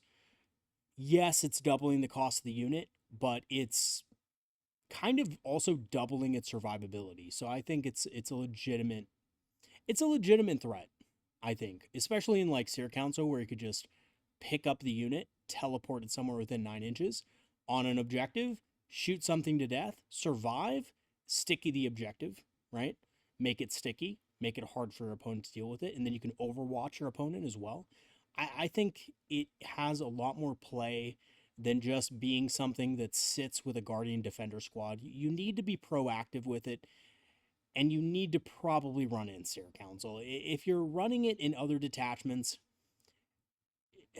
there's an argument to be made to have it, though, with Storm Guardians, but I think it fits better in Seer Council. That's just what I think. Again, it's another unit that's like almost Seer Council exclusive, with the exception that taking 2 of them to give your unit just fortune is also really good. It's 110 points for 4. Yeah, it's not. They're going to get killed by a grenade, and they get killed by a squad of intercessors every single time. They get killed by a squad of intercessors like in combat. Yeah, you can't run them solo. They're awful solo. If you just run them by themselves, they're terrible. Every single like time. Every time. Like these guys die to like the heavy bolters on the Imperial Bastion. They die on Overwatch to the heavy bolters off the Imperial Bastion. Yes, you can turn off Overwatch, but like, you better. I don't want to have to. Yeah, they're not good. They're not that. Okay. They're not that good. They do decent damage, but they die the moment you look at them, and they are way too expensive for that. Yeah. All right, we got Eldrad. He is very detachment dependent. My boy Eldrad, let's go. Yes. So there is some detachments that really like him. Like Windrider host loves him. Aspect and War host, okay with them. Guardians love him. Seer Council loves him. If you want to spend a lot of strat, That's all the detachments.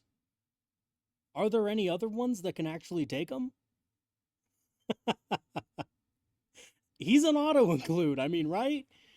I don't think there's. Oh, Spirit Conclave. He didn't mention Spirit Conclave. I still think it's kind of like, at least with my experience, I didn't take him in Spirit Conclave, and I was very sorry I didn't. and you benefit a lot from +1 to wound, he's pretty good. I think I'm a lot more likely to take him than the Phoenix Lords we put in B tier. I completely agree. Yeah. I think he is distinctly better than like Baharroth and like basically a lot of my like mental calibration is like how often do I think about this unit when I'm writing a list? Since I've learned that I don't really like the Phoenix Lords mostly, I've thought about Eldrad a lot more. I agree. Yeah, I think he doesn't make his way out of B tier. He's top of B tier. But I think he is among the best there. Plus, Well, I mean, you can't say something is almost auto-include in every detachment or every detachment wants him and then put him in B tier, right?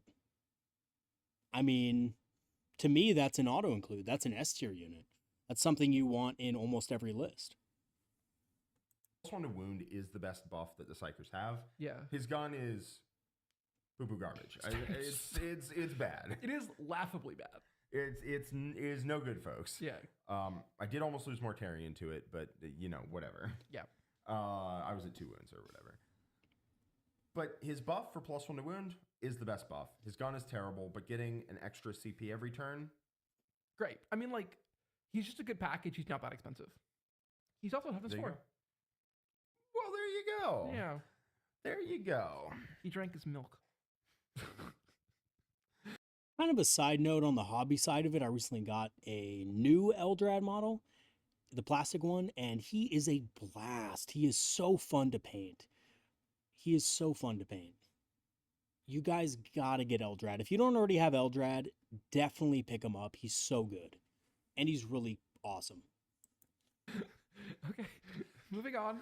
We have Fire Dragons. So we are into the Aspect Warriors. And we're starting off with Banger. I don't know if it's the best one, but it's probably the best one. It probably is the best one. Straight to the top. Straight to the top. Straight Fire to the top. Dragons are an essential part. I mean, it might be the best. Fire Dragons, of course, they're just so good. They're so good. They're so amazing. good that I need less of them. That is. They're so good, guys, that they're going for $100 a box on eBay. And they're sold out on the GW website. They're so good, people bought 3 boxes a piece. They're insane right now, man. Oh, God, they're great. Like, so weird. Like, yes. Fire Dragons are so good that you don't need 15, because 10 is, like, enough because they're just so good at their job. Yeah, both of our Ynnari lists have dropped to 10, because it's like a Predator, where there's only so much room in an ecosystem for this super efficient Predator. Like, if you have, 30 wolves in an enclosure with like rabbits or whatever, they're going to eat all the rabbits, and there's no more rabbits left for more wolves. Yeah. You don't need more wolves to eat more rabbits. No. In this scenario. Point being, you don't even need all 15 because the 10 will just murder everything that's murderable by Fire Dragons. Yeah. Fire dragons do they're like they have like their one like laser guided target. They're actually terrible at shooting everything else. So take 10 or I have found like 10 or 15 is kind of where you want to fall. You don't need more than 15. Yeah, our Yunari lists have gone down to 10, and because the third one was just cheerleading his friends. Yeah, you'd like get him out and you'd be like, oh, I'm gonna do an action because screen all the tanks within. Yeah, I think that's a good point, and I think fire dragons in the index, I had several lists with 3 squads of them because they were not as efficient into vehicles as they are now in monsters. So basically, what you kind of had to do with them is you had to use more of them, right, to be able to do the same job. But now, since they're just much more efficient, 2 squads is like exactly where you probably want them in most competitive lists. And I was even thinking of playing around with dropping a War Walker in my Seer Council list to just put another unit of 5 Fire Dragons in there, because it was like, I wasn't finding that the AP -1 was helping me nearly as much as just 5 Fire Dragons was, right? So, yeah, Fire Dragons are OP. For 100 points, they're OP. They're probably going to get increased to like 110 in the next round of nerfs. But I still think they'd be good at 110, right? So, like, everybody who bought Fire Dragons, by the way, guys, like, you're going to be eating good for a while. 12 inches of my army are deceased. Dead immediately? Yeah. Yeah, I mean, it really is that they do their damage at close range. Yeah. And so close range damage in shooting against tanks is a very niche role. Yeah. And they're so good at it that you don't need more. You need long range shooting, so like Wraith Lords and stuff with Bright Lances, those you need more of. And they can compound to where you take multiples and they'll all get to activate. But Fire Dragons, if you kill every tank within 12 inches of your army, you've killed every tank within 12 inches of your army. Yeah. They're so good. Rerolling hits and wounds and damage, in addition to a flip to a 6. They're so good. I have been convinced that the Fire Pike is the best gun on the Exarch. I still like the fusion gun. The fusion gun does make me feel... So I want to weigh in on this because I think they're both right. They're both good. I think you want to probably take the fusion gun when you're taking Fuegan. Or no, sorry, excuse me, I'm wrong. You want to take the fusion gun when you're taking just 5 Fire Dragons by themselves and the Fire Pike with Fuegan. So you can double up Fuegan and the XR can shoot at something 24 inches away or within 12 inches. And then the rest of the unit can shoot at something within 6 inches. I think that's kind of the breakdown there. But both of them are good. They're both assault weapons. You can both, advance and shoot with them. They do a lot of damage. They're re-rolling all their hits, all their wounds, and all the damage rolls. So what do you know? They're both good picks. But anyone who's in the Dragon's Breath Flamer Club, please in the comments section, like just put a fire emoji in there, just so I know that you're the GOAT. A certain kind of way when I do 12 damage in one shot. Funny. I had one game in an RTT when I walked 2 squads of Fire Dragons out and the Exarchs went bam bam and picked up 2 armatures. My poor opponent, he was like, that's a great roll. That's double 6s. That's a 6 with each Fire Dragon Exarch to pick up 2 armatures. How much damage is it? And I was like, 12. Yeah, I did 1 tap of Indicator with that dude. But critically, the funny part is the rest of the unit hadn't shot yet. Yeah. And so what that means is I would much rather... I've been convinced that the extra range means you get melter range more often, so you do more damage more often. And you more consistently wound on its face, which means you can use the flip on a second model in the unit. I've been convinced that does more damage on average. Somebody else has run the numbers and put it in a spreadsheet. It does like 1 more damage on average. Yes. That's actually interesting. I didn't know that. I didn't run the numbers on that. That's quite interesting. So Fire Pike, on average, does 1 more damage than the Dragon Fusion Gun. Of course, that's based on rolls, but yeah, that's interesting. But then as soon as you factor in range, like as soon as you're in a scenario where you're within 9 but not within 6, then suddenly it does dramatically more. Oh. But point being, also Fire Pike is the coolest looking option, so I'm going to take that if it's even I think the axe is cooler. Fair enough. The axe is the worst. But the axe is cool. Garbage. It's not garbage. It's just 6 inch range. Just 6. Trust me, bro. I've played a lot of Blood Angels. I've played a lot of Blood Angels. 6 inch range. Not where Melta wants to be. But they're insane. They just murder every big tough thing. Now, they do run into a bit of an issue if you run into something that has a lot of invulns. Then it can be rough. Then it can be rough if they spike. Yeah. Kind of an issue. Like Rodigus or whatever. If they just make 4 of 5 invulns that you hand them, then oops, you didn't kill him. Mm-hmm. Yeah, not much is killing Rodigus, though, so, you know, if I fire 5 or 10 fire dragons into Rodigus, and he makes all of his invul saves, that's Warhammer, and I'm just going to shake your hand. Like, that's all I can do, right? There's not much that you can do in that scenario. And then who will kill you? That's a small price to pay. They're 100 points a unit. It's like, fine. Dire Avengers. They're not good. They're not good. They're not good. They're really not good. They're single-handedly propped up by Asurmen. Yep. Their AP1 not ignores cover guns.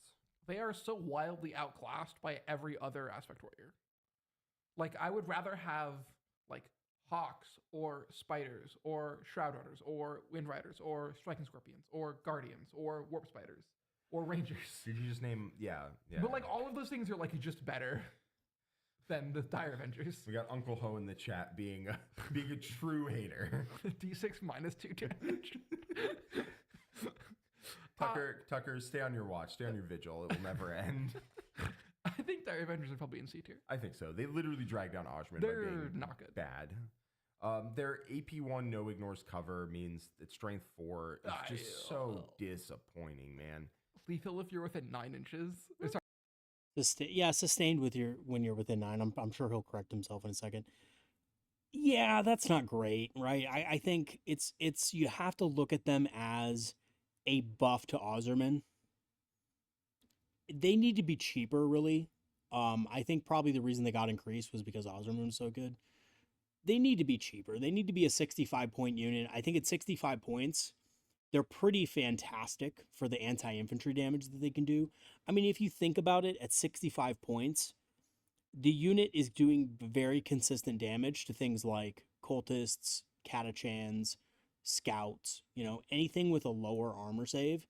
These guys are doing good numbers into with sustained hits 1, like up close, and then they could charge in, finish them off, be on an objective, right? If they're that cheap. But they're just a little too expensive for that. I think there's better units for that.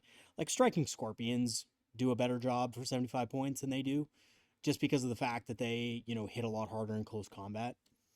But yeah, you kind of have to see him as a buff for Asurmen at this point, unfortunately. Sorry, sustained hits. If you're within, oh my god, it's within 9. Yeah, it's really not good. That's not good. Yeah. Should be within 12, in my Dark opinion. Reapers. They're pretty good. Pretty good. So I have found Dark Reapers are really good if the detachment they're in gives them literally anything. Doesn't matter what it is, as long as they get like 1 extra thing from the detachment, they're golden. So if they're lone op, if they fire and fade, if they get rerolls, like whatever it is, as long as they get something, they're really great. I've liked a unit in my Ynnari list just to take a long angle and just plink shots every single turn. Yeah. And they're not bad. They will even do reasonable damage like T9 and below vehicles. Yeah, they're great chip damage. They ignore cover, so they have consistent damage with that. Long range, so you can have them in the backfield and not a lot of short range shooting that would be normally. So here's the thing, right? Eldar are very weak against anti-infantry weapons. Like your basic bolter is very good against Eldar. Your basic bolter only has a 24-inch range. So because Dark Reapers have a 36-inch range, or no, sorry, a 48-inch range, they can very easily outrange a lot of the stuff that is threatening them. And they're cheap enough to where if your opponent wastes some, you know, long range firepower at them, like wastes a bunch of heavy bolters at them from something, or, you know, something like that, then they're probably exposing themselves to kill something that's cheaper than they are. And that's just, either way, it's a win, right? So they are a very good unit. Obviously, getting a rerolls 1s to hit or wound is also really good in Aspect Host. I also think because they're damage 3, if you're going up against something that has 3 wounds, like, oh my god, against Chosen, super good against Chosen. And then if your opponent has some sort of ability in their army, like a -1 damage, like if you're playing against Dark Angels or something, they can just, you know, in Aspect Host say, nope, no modifiers.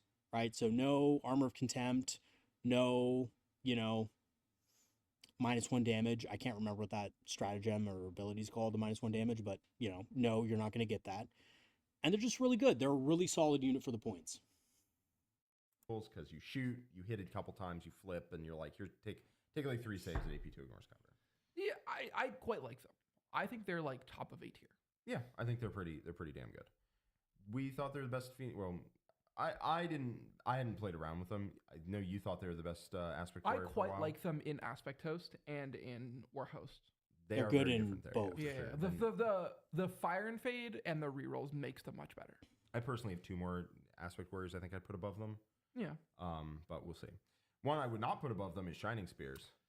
Oh boy, this unit is... Okay, before they even say anything about Shining Spears, because I know they hate them, they're good in Windrider Host. They're decent in every other detachment. If you want to run them, they're decent. But they really do shine in Windrider Host. They are really good. You do need them in the detachment for it to, kind of work, because you need a counterpunch unit. And with Rapid Ingress, they can be very effective. They could be a very effective scalpel. Let's see where they put Shining Spears, though. I'm guessing C tier, but we'll see. Data sheet is fine. Its points is bad. If you look at it and you ignore the fact that it is literally just a tactical marine, okay, defensively with a 5 up invuln. As it should be, their Eldar. Shouldn't be tough. The data sheet looks fine. Yeah. It moves really fast and it charges. And if you only roll average, it hits decently hard. We'll come back to that. But the main problem is that it's 120 points for 3 tactical marines, one of which has an extra wound. Yeah. So I want to preface this. I talked about this a little bit in their tier list video. Yes, they're tactical marines, basically with a little bit more durability because they have an invul save. The Exarch has a 4-up invul save and extra wound. But they're Eldar, right? Like, Eldar are squishy. The point is they're doing a lot more damage, and the mobility is through the roof on this unit. And they have anti-vehicle, anti-monster. So they can charge into a Dreadnought and 1-round it in Aspect Host. And in, Windrider Host, they can also do some good damage, and they have extra threat range because they have a, advance and charge strat. And by the way, I think rapid ingressing is definitely the way to go with this unit, because it is a little bit bigger. You do have to account for the space that you need to hide them in. So being able to hide even a unit of 3, you can very easily hide a unit of 3. It's harder to hide a unit of 6, so you probably don't want to take a unit of 6. You probably just want to take a unit of 3, and it's a great rapid ingress target. Makes your opponent, kind of have to worry about something else that can hit a Dreadnought, hit a vehicle in the backfield, and just wreck it in 1 turn.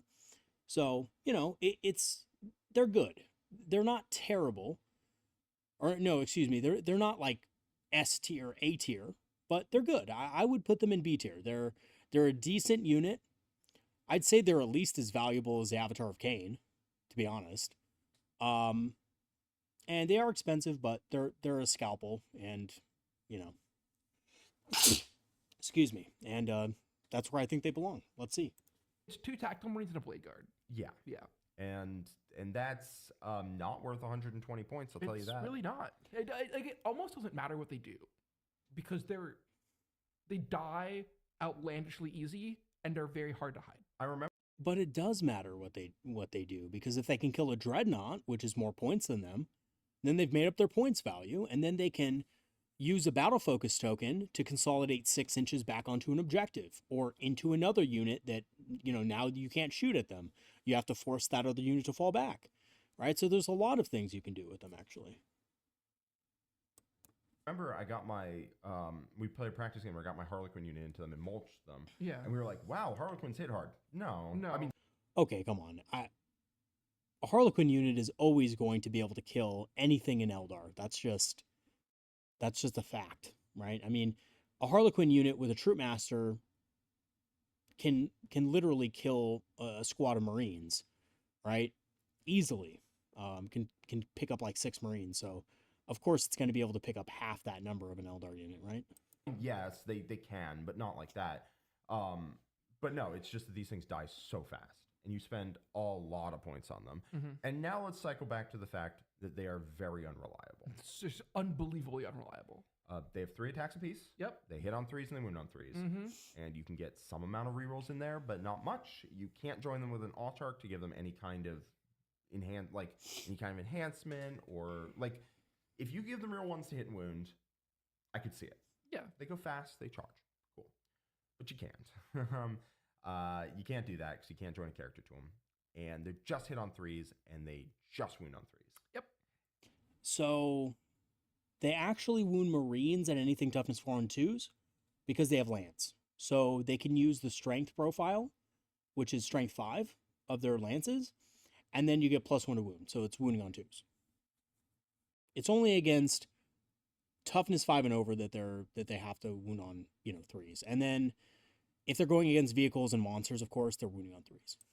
And so that means I don't care about every story I've heard where they go in and they kill an Imperial Knight in combat, because theoretically they can do that. And sometimes they even... I've never heard that story. Nobody has told me a story where they've run into an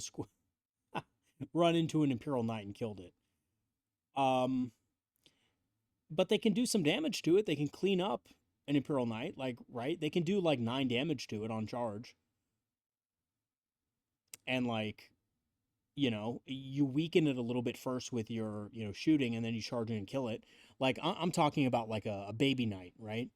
They're not going to kill the big knights, no way. But the baby knights, they can definitely kill, right? Might. But I've also rolled this unit out and had it not kill a rhino. Yeah.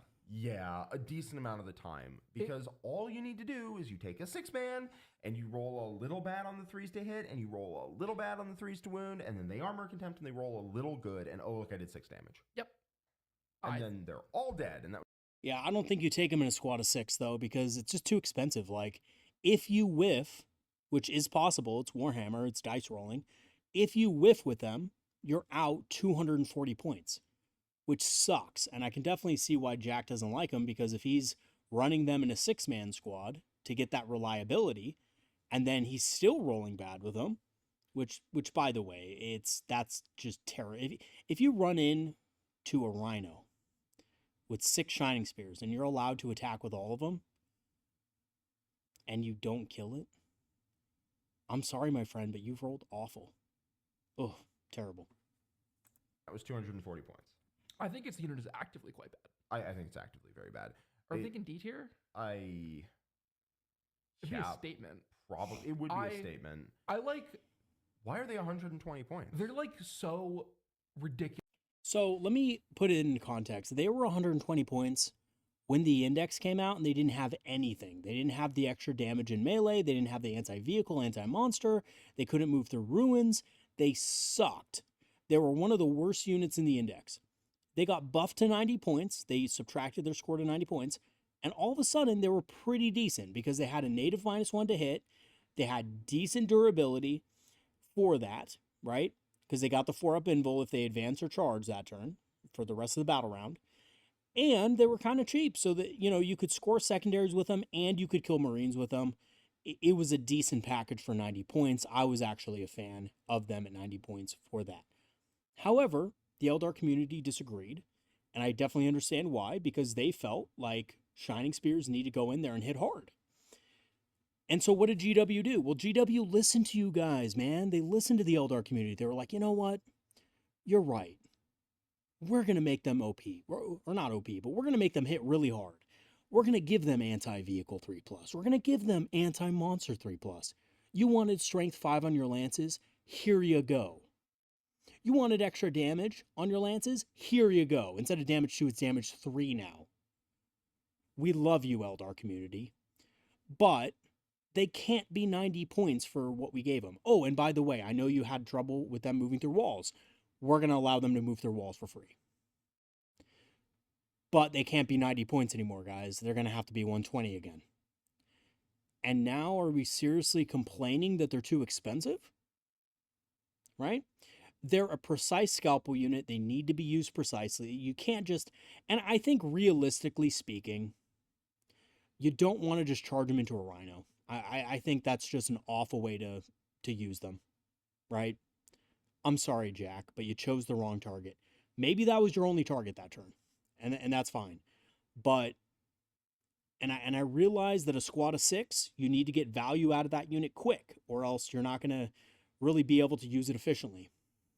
Maybe your opponent doesn't allow you to use it against the targets you want to, but you just can't use the unit that way, right? A unit of 3, I think, is the perfect size.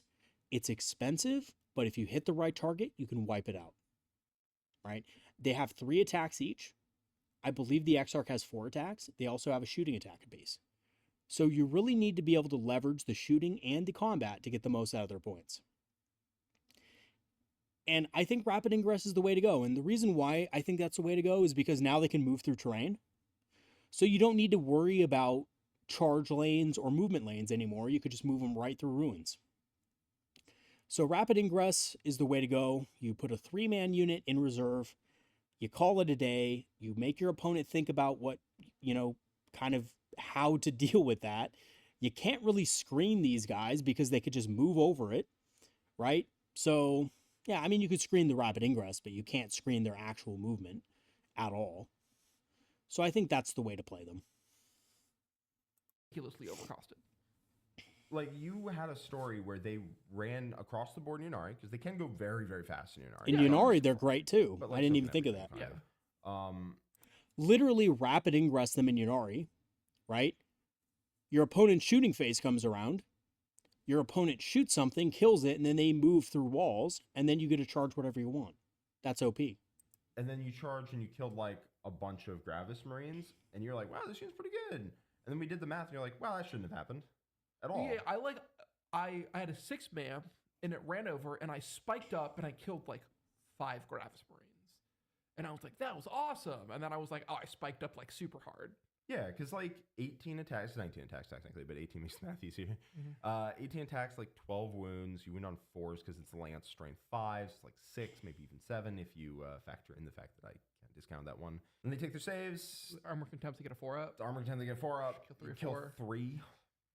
Yeah. In Aspect Host, you don't have to worry about Armor of Contempt. And I will tell you, as someone who's played this game for way too long, things always go wrong. Things always go wrong. There's nothing more unreliable than hitting and wounding on 3s with no rerolls. I agree. Like, you're begging to hand them 3 saves and they pass 2 of them. They lose 1 model, and then they beat. I think against Gravis Marines, they're actually wounding on 4s, if I'm not mistaken, because they're strength 5 guns or strength 5 lances on charge. So, yeah, I think they're wounding on 4s. I don't think Gravis Marines are a great target.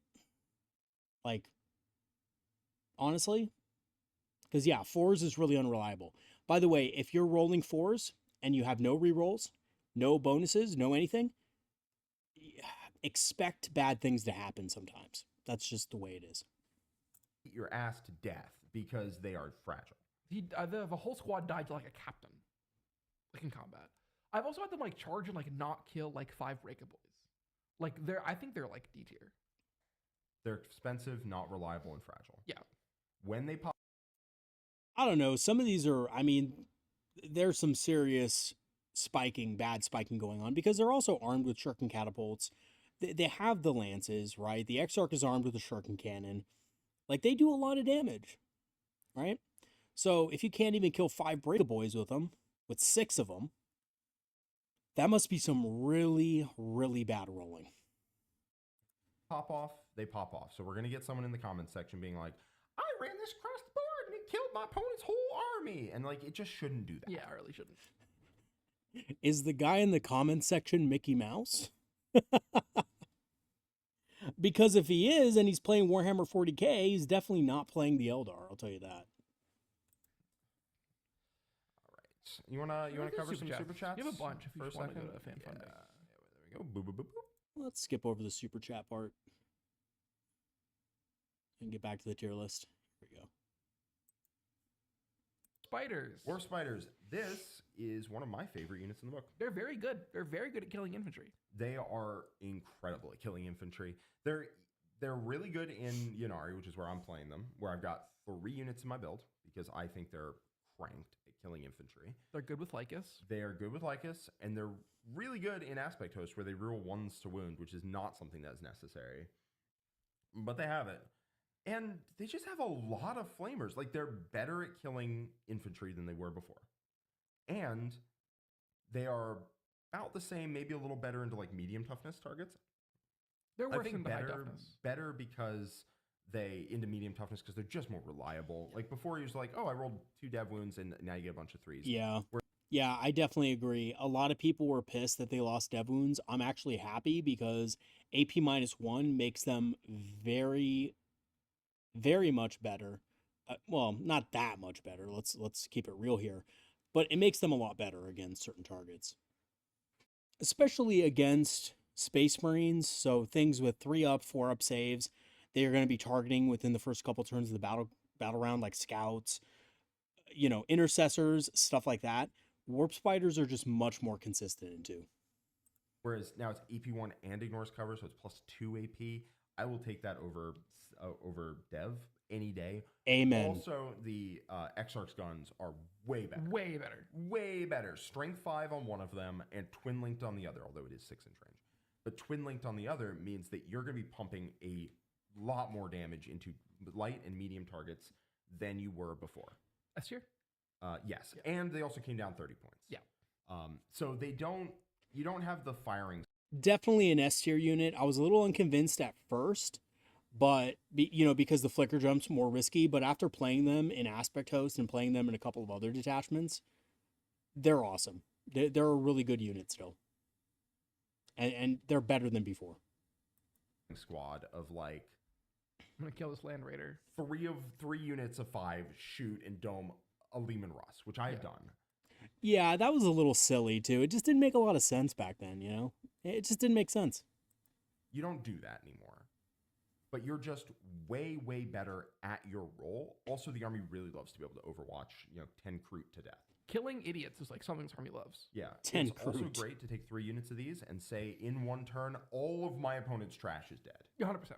Just all of it. Just all your Kroot, all your Vespid, all your everything, all gone. Yep. It's funny that they're mentioning that. I know that they play Tau a lot, but it's funny that they mention that because I recently had a tabletop simulator game against a buddy from the Discord at 1,000 points because he wanted to learn his Ynnari build. And I ran a Kroot detachment against him. And it was just we had the funniest game. I wish I could have recorded it, but something went wrong with the recording. And I got disconnected basically. So yeah, so I couldn't get the recording for you guys on that one. God, it was funny. Kroot are so funny. And they're great for that. Howling Banshees. Also really good. Also really good. They fight first, they move fast, they hit respectably hard. They're not that expensive. Nope. S tier? I think we've already covered why they're good in Jain Zar and the Autarch. Yeah. But yes, they are very good. Swooping Hawks. Yeah, they're good, right?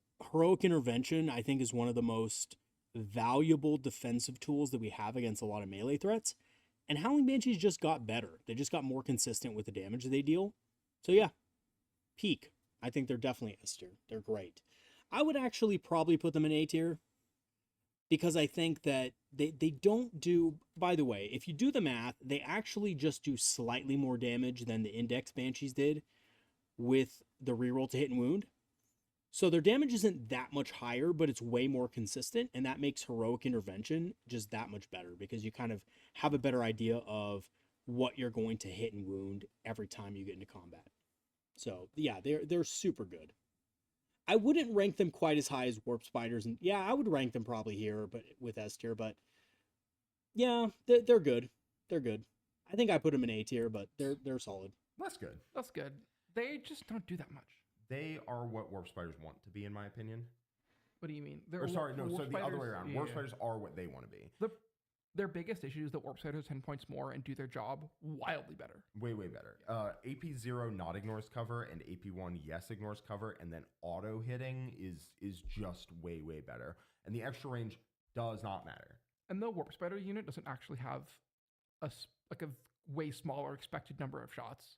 Yeah. It's not lethal, but like AP is better than lethal. AP and auto hitting. Yeah. Yeah. And ignores cover, which is functionally +2 AP.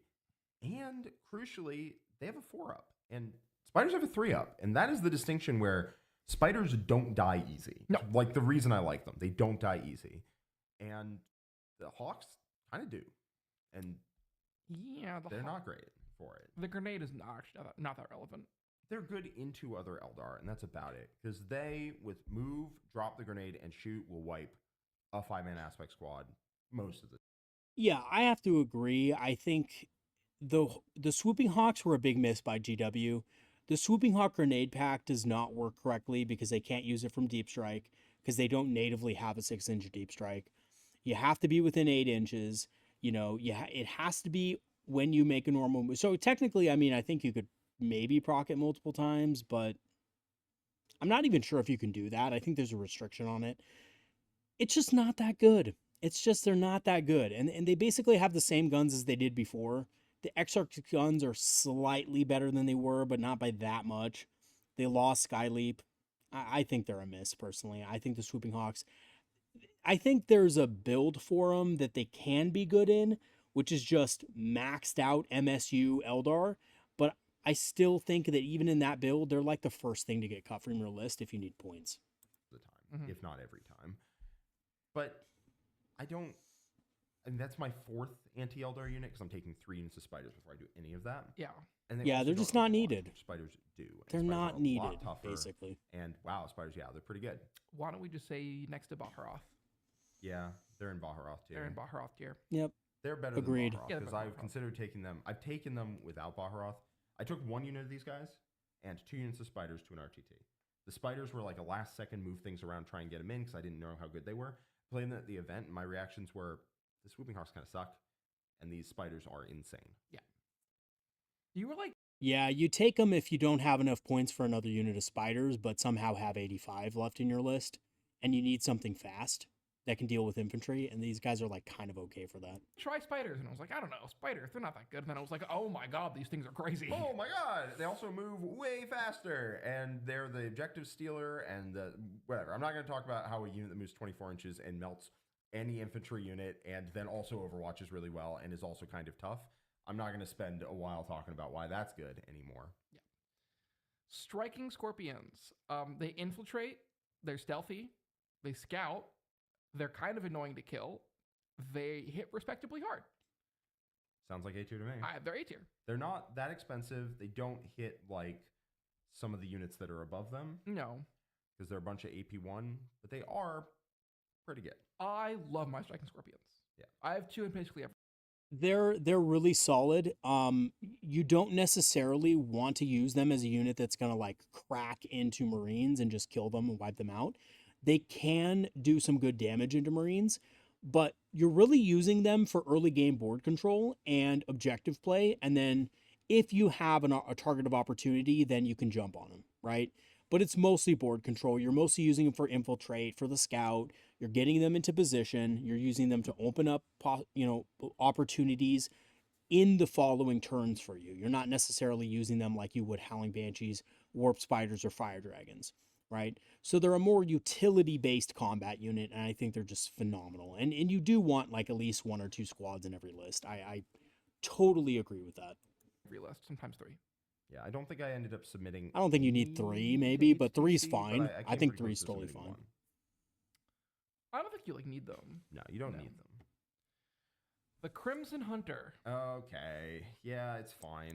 It's fine. It's good in Aspect Host, and it's terrible in everything else. What's new? It's Aspect Host, it's okay. It's a plane that gets some rerolls sometimes. It's not that good. I was like, it's pretty good into other Eldar because you kill their wave serpents. Then I ran the numbers on You that, like and that. you kind of just don't. Fire Dragons are still going to be better.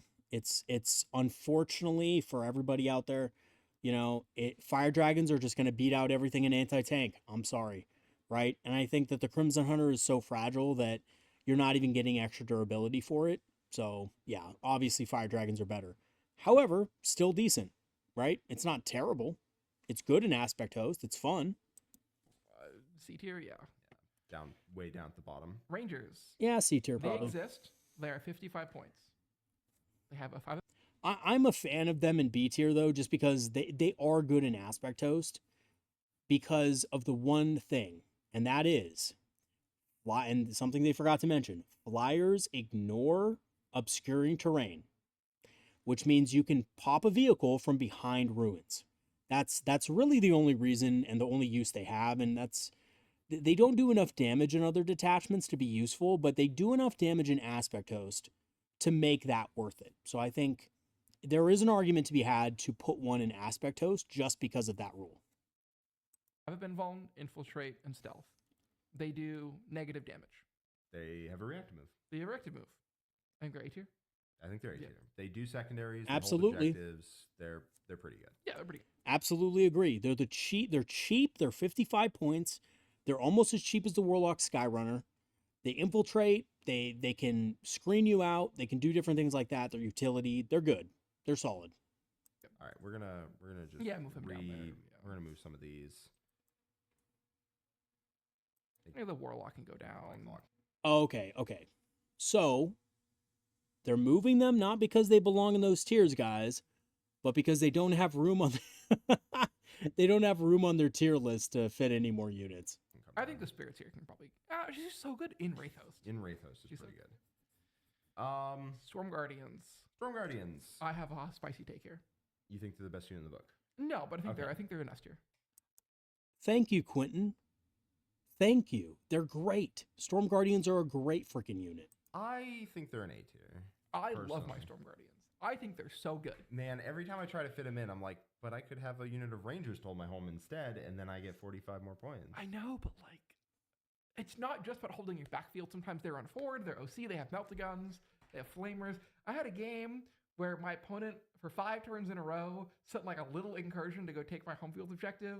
So how the game played out, it was like, here's like 3 Rangers, here's like some Rust Stalkers. And the Storm Guardians were just like, no, go back, go away, shoot. They are pretty good. They're really good. Storm Guardians, guys, I have been singing the praises. Everybody knows this. Everybody who watches my channel knows this. I have been singing their praises for years. Ever since 10th edition came out, basically, I was saying, wow, Storm Guardians are actually pretty good, right? They're great, right? Just like Quentin was saying, they sticky objectives. They're weirdly durable. They have great OC. They have flamers. They have the fusion guns. They're cheap. They're only 100 points. They have a 5-up invul. They're a good unit. It does feel like this does feel like the debate before. Let's turn the Codex volume came up. out, where I was like, Guardians are the sauce, and you're like, I don't know if you need them. And now you're like, Storm Guardians are the sauce, and I'm like, I don't know if you need them. They're pretty good. They're pretty good. Where do you want to put them? Top 8 here. That's a good place to put them. You them. said S. I was going to just slam them right in. Let's be spicy. Let's put them bottom S. Bottom S. There we go. There we go. The S for Storm Storm Guardians. Yeah, the defenders used to get you a die every time that they were on an objective. Now they like now leave, they don't. But they actually don't because they're not like dead. It's just like you just don't care if they move for free. Yeah, you shoot at them. One Bright Lance, no rerolls. They're kind of only good with a Farseer, to be honest, to auto 6 that Bright Lance every turn. Every phase, actually. But yeah. B tier? B tier? No, they're C tier. They're not. Yeah, they're just like not. Also, like the Storm Guardians just do their job way better. Yeah. I think they're a little better than C tier, honestly. I think they really shine in Seer Council. But the more I think about it, the more I agree that Guardian Defenders are maybe not needed in every single list. And actually, I would argue that they're probably really only going to be used in Seer Council heavily and in not Spirit Conclave, excuse me. They're going to be used in Guardian Battle Host, right? And then in pretty much every other detachment, having Storm Guardians is probably just a better call, right? But I do think if you have a Farseer and you're using a Farseer, if you're not using a Farseer, I don't think Guardian Defenders are worth it. But if you're using a Farseer in the Guardian Defender squad, it's absolutely worth it because of that 6-inch, or, you can change the dice to a 6 every phase. And that's going to make that Bright Lance hit very hard. Yep. And also free fade back is like also that. good. It's not Windrider bad. jet bikes. I quite like these guys. They're very good. I think they're very good. They're very good. I don't have any in my list, but that is not because it's because at some point you hit 2,000 points. Yep. I mean, I like them in Ynnari. true. I like them in Windrider Host. I like them in Seer Council. I don't like them in Aspect Your War Host. But even there, I could see a 3-man unit just being like fast. A tier. Probably right next. I rank them about the same as the Warlock. Yeah, I would say they're better than the Warlock. They're quite good. They're better than the rest of the stuff here. Yeah. Because they come with their own rerolls. Interesting take. They have respectable damage. They have range. really good. They're better than Dark Reapers and Striking Scorpions, according to Quentin and Jack. I think they're very good. I think they're extremely good in Windrider Host, like phenomenal, S tier. And then I think they're A tier in some other detachments, like they're A tier in War Host. And I think they're pretty good in the other detachments, but maybe not needed, right? So I think that's where I would put them, honestly. Damage in Windrider Host. They're insane damage in Windrider Host. And they also do damage into the kind of things that Eldar have problems with, which is tough infantry. Yep. Which is or alternatively, they are incredible at just like molly-whopping like 10 guardsmen from 36 inches away. Yeah. They just do depending that on every what time. you give them, right? Because if you give them scatter lasers, they're really good at that from downtown. Which is something I find my Ynnari list needs is like, I need to kill idiots. Which is good for that. Yep. I think the one thing, though, about the scatter lasers is sometimes, unfortunately, because their ability requires them to get the rerolls against the closest target, it's sometimes a little awkward because with the great range, you might have a closer eligible target than you would want to shoot at. So that's why I kind of don't like the scatter lasers still. I think scatter lasers are obviously better. They obviously, kind of balance that out a little bit, but I still think shuriken cannons are the way to go. Yeah, again, the reason I didn't take them, I hit 2,000 points. Yep. Not any other reason. Yep. Shroud Runners. They're huge. They're huge. They're like annoying to kill sometimes. They scout. They have a lot. Shroud Runners are weird in that like they have a ton of things going for them and a ton of things that are really negative about them, and it combines to make like a very mediocre unit. They're good in Windrider Host. They're like okay if you want to splash one unit in. If you go first in Windrider Host, they do give the rest of the army a lot of space. If you go second, you can't hide multiple units because they are huge. I think they're like top of B tier. Yeah, that's probably where I would have put them. Also evens our tiers out. So I think my thing about Shroud Runners is their ability, right? I mean, they're good. They can score objectives quite easily. They're cheap. They're weirdly durable. Again, they have that 5+ invul save. They're 3 wounds apiece. They have stealth, right? So they're not easy to kill with bolters. I think really what it comes down to is it's going to be their ability that pushes them over the edge, over other units.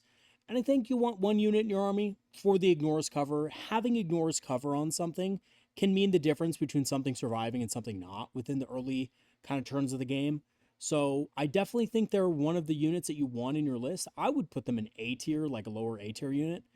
But yeah, I think, that's kind of splitting hairs at that point with what they said. Unfortunately, if you go second, it is a lot harder to maneuver them around, but it's one of those situations where because they have scout, they can at least still be safe from most shooting. I know. This is a remarkably even tier list. Look at this. Perfectly balanced as all things should be. Okay, Corsairs. Voidreavers. This is the troop one. No, this is the this is the troop one. This is the troop one. This one's pretty good. 60 points, OC2. 60 points, OC2 has a 4-up invuln in there. Scouts. Quite good. Yeah. They're just an upgrade over Rangers when you have 5 more points, which I didn't, so I didn't include them in my latest list, but I included them in the RTT list, and they're pretty good. I'm thinking A or B tier, like top of B, bottom of A. Yeah, they're basically like just here. Yeah, I think it's acceptable. Or here. Maybe. I'd put them there. Yeah. They don't do anything special. Yeah, I think they're probably a B tier unit, right? They don't have battle focus, which sucks, but they're a scout unit. They have decent melee. They reroll hits against units on objectives, so they have a little more damage. I think in Ynnari they're really good because they're a target that can kind of die easily. Like, you can't ignore them because they have decent damage. Like, you can kind of ignore Rangers, like, right? You don't want to, but you can kind of ignore them, or just charge into them. These guys have melee potential, so they're a little bit better at that. And you have a blaster in the squad too. So you have a little bit of, something that can maybe pop a Terminator or something like that. So I think they are pretty good for 60 points. I would agree. They're for me, they're a B tier unit as well. Special, just hold They're your just home. 60 points for OC10. Yeah. That's all it is. Or they go into the middle. Like that's it. Sometimes they give you a banner. Voidscarred. They're quite bad. Yeah. It's a lot of points for a blaster and a Wraith Cannon. You have to spend for 10 man to get the Wraith Cannon. Yep, and a Neuro Pistol and a cute Psychic Gun and some like power swords. Nope. D tier. The Voidreavers are just there as 5 bodies with a 4-up invul on one of them to hold objectives with OC2. The Voidscarred are like, what if we took that profile and did damage with it? And I'm like, stop trying to do that. Also, they lose their reroll hits that the Voidreavers have. Yeah, I think the problem with these guys is at that point level, at any points, they compete with things like Howling Banshees, Striking Scorpions, and they just don't do as much as those units, and they end up just flopping, in my opinion. Plus, when you have an expensive unit like that, you want it to be able to benefit from battle focus, and these guys just don't. So yeah, I would agree. They're definitely a bad unit. I'd probably say they're at the bottom of C tier, though, because I don't think they're terrible.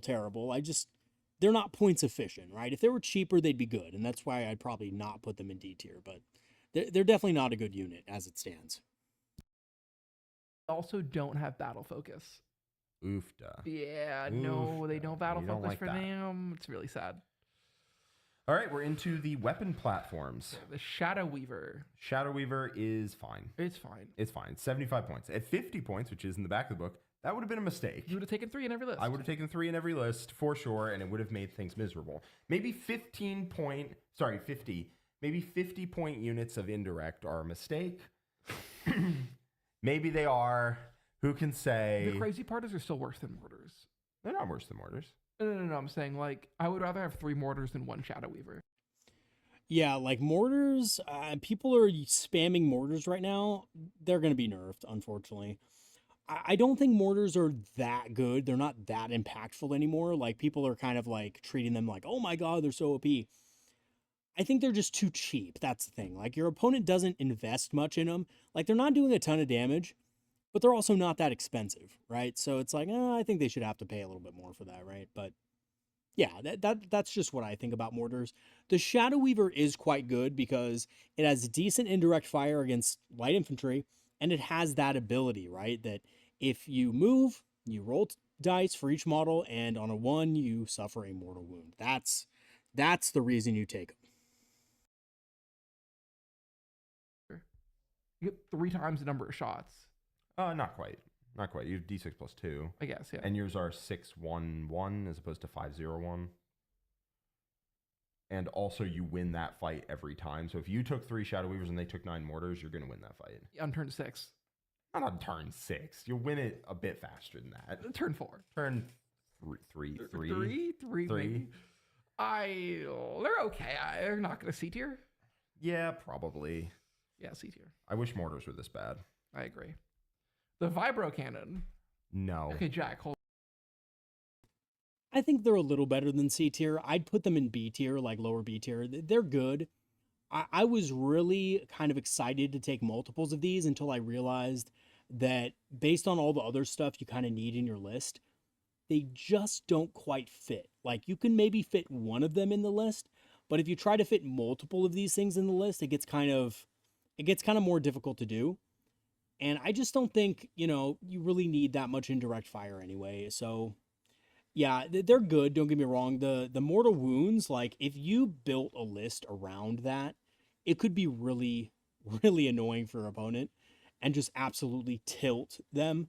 But yeah, I'd probably say they're a B tier unit. They're solid. They're just not like the best, right? They're not going to compete with your staples.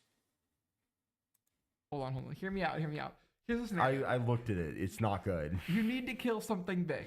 So Right. you bring your first Vibro Cannon on, you Right. shoot. Okay. How many points is it? It's 60 points. Okay, cool. And then your next one shows up, and you Right. get +1 like strength, AP, and damage. Right, so it's Cool. like still pretty mediocre. pretty This mediocre. is D6 plus 1 shots? No, just D6 shots. Right. And then the third one comes up, and he has +2 strength, +2 AP, +2 damage, and then you roll a 1 on the number of shots. And you miss. And then you miss. It's terrible. Terrible. Get down there. It is so bad. I don't know. Okay, so it was, guys, it was worse before, right? It was worse before.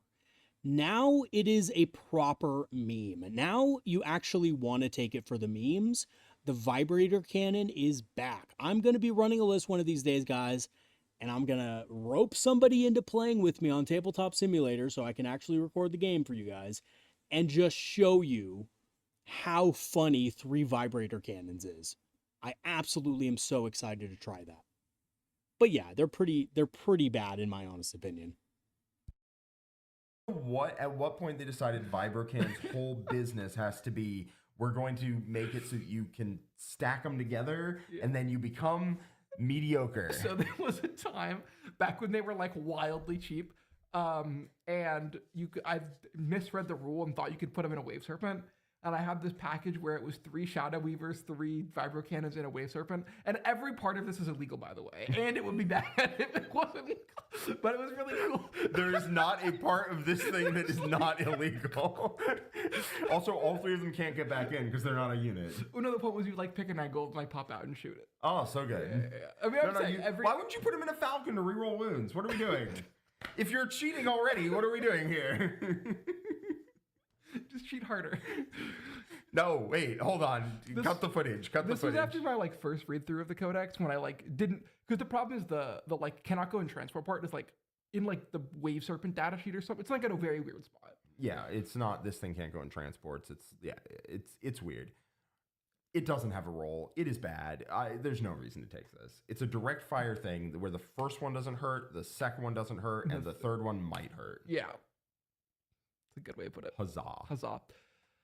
The D cannon is probably just too expensive. It's like 125. 125. Oh. Yeah. It's just too expensive. The Viper. Indirect means it hits on 4s. Yeah. Yeah, it is too expensive. And yeah, the reroll to hit and wound is going to hurt it. That's just a fact. I think it's good in Guardian Warhost when you can get the rerolls and stuff when your opponent's on the objectives. But outside of that, it's just worthless. I think you wouldn't want to take this in any other build. So I would agree. I think it's pretty much C tier. I may rate it, well, let me put it this way. I may rate it B tier in Guardian Warhost. I think it's good in Guardian Warhost. Or Battle Host, whatever. But I don't think it's good in any other detachment, really. The thing that killed it is that it doesn't reroll a hit and wound anymore. No, it's just like there. It just hits on 4s and wounds on 3s with D3 shots and 24 inch range. Yeah. It is actively pretty bad. Pretty bad, yeah. Crimson Hunter's better than it, though. Yeah, I agree. The Falcon. Yeah, it's fair. Or not the Falcon, sorry, the Viper. It's 65 points. It moves fast, but that's not like a roll that you're like hurting for. Here, let me resize it. I'm going to talk about the Viper. The problem with the Viper is that there's just a lot of units in its like weight bracket that are better than it. And it also comes with the issue of it gives up bring it down a lot of the time, right? If you like run the Viper out, you just run the risk of your opponent being able to score an otherwise dead card, which is usually not something you want to be doing. Yeah. Yeah, that's true, but it depends what turn your opponent draws it on, because they could very easily kill a Wave Serpent, right? Or a Falcon. Because those units are going to be at least semi-exposed at some point in the game, and those are worth more bring it down than a Viper is. A Viper is not that bad of a bring it down target. So, yeah, I mean, they'll probably kill it, right? They'll definitely kill it, but it's a cheap unit that scores you objectives, and I think that's, and it's more durable to indirect fire, so you're not going to just get killed by like a mortar crew or a mortar pit in the backfield, right? Your like unit of aspect warriors that's like trying to sabotage isn't going to just get bombed by 3 mortars to death. You know, so I think it's better than you think, but it's not auto include, right? I take one in some of my lists because I just need something durable that can sabotage on any given turn. And you definitely, when you're building a list, you definitely want to think about that stuff. Like, what unit can be durable enough to survive, most indirect fire stuff if I'm sabotaging, right? Because you will probably draw sabotage at one point in the game. And if you draw sabotage and you have nothing that can stand up to, triple mortars or double basilisk or, double whirlwind or whatever, right, that your opponent's running against you, then that kind of sucks. That's a womp womp, you're not going to be able to score it. So I think having like one Viper in your list isn't a bad thing. Yeah. And then like one Bright Lance, no rerolls is just like not enough damage to be credible in any way, shape, or form.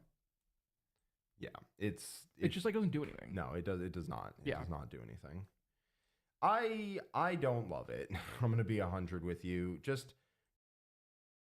So when you do shoot it, you shoot it at something big and you pop Armor of Contempt. You scare your opponent into popping an early Armor of Contempt or some sort of pop smoke. And then you just say, okay, now you're -1 to hit once you hit it, and you call it a day, and that's it. And then your Viper probably dies if you're not scoring secondaries with it, right? I think the primary thing you should do with it is score secondaries.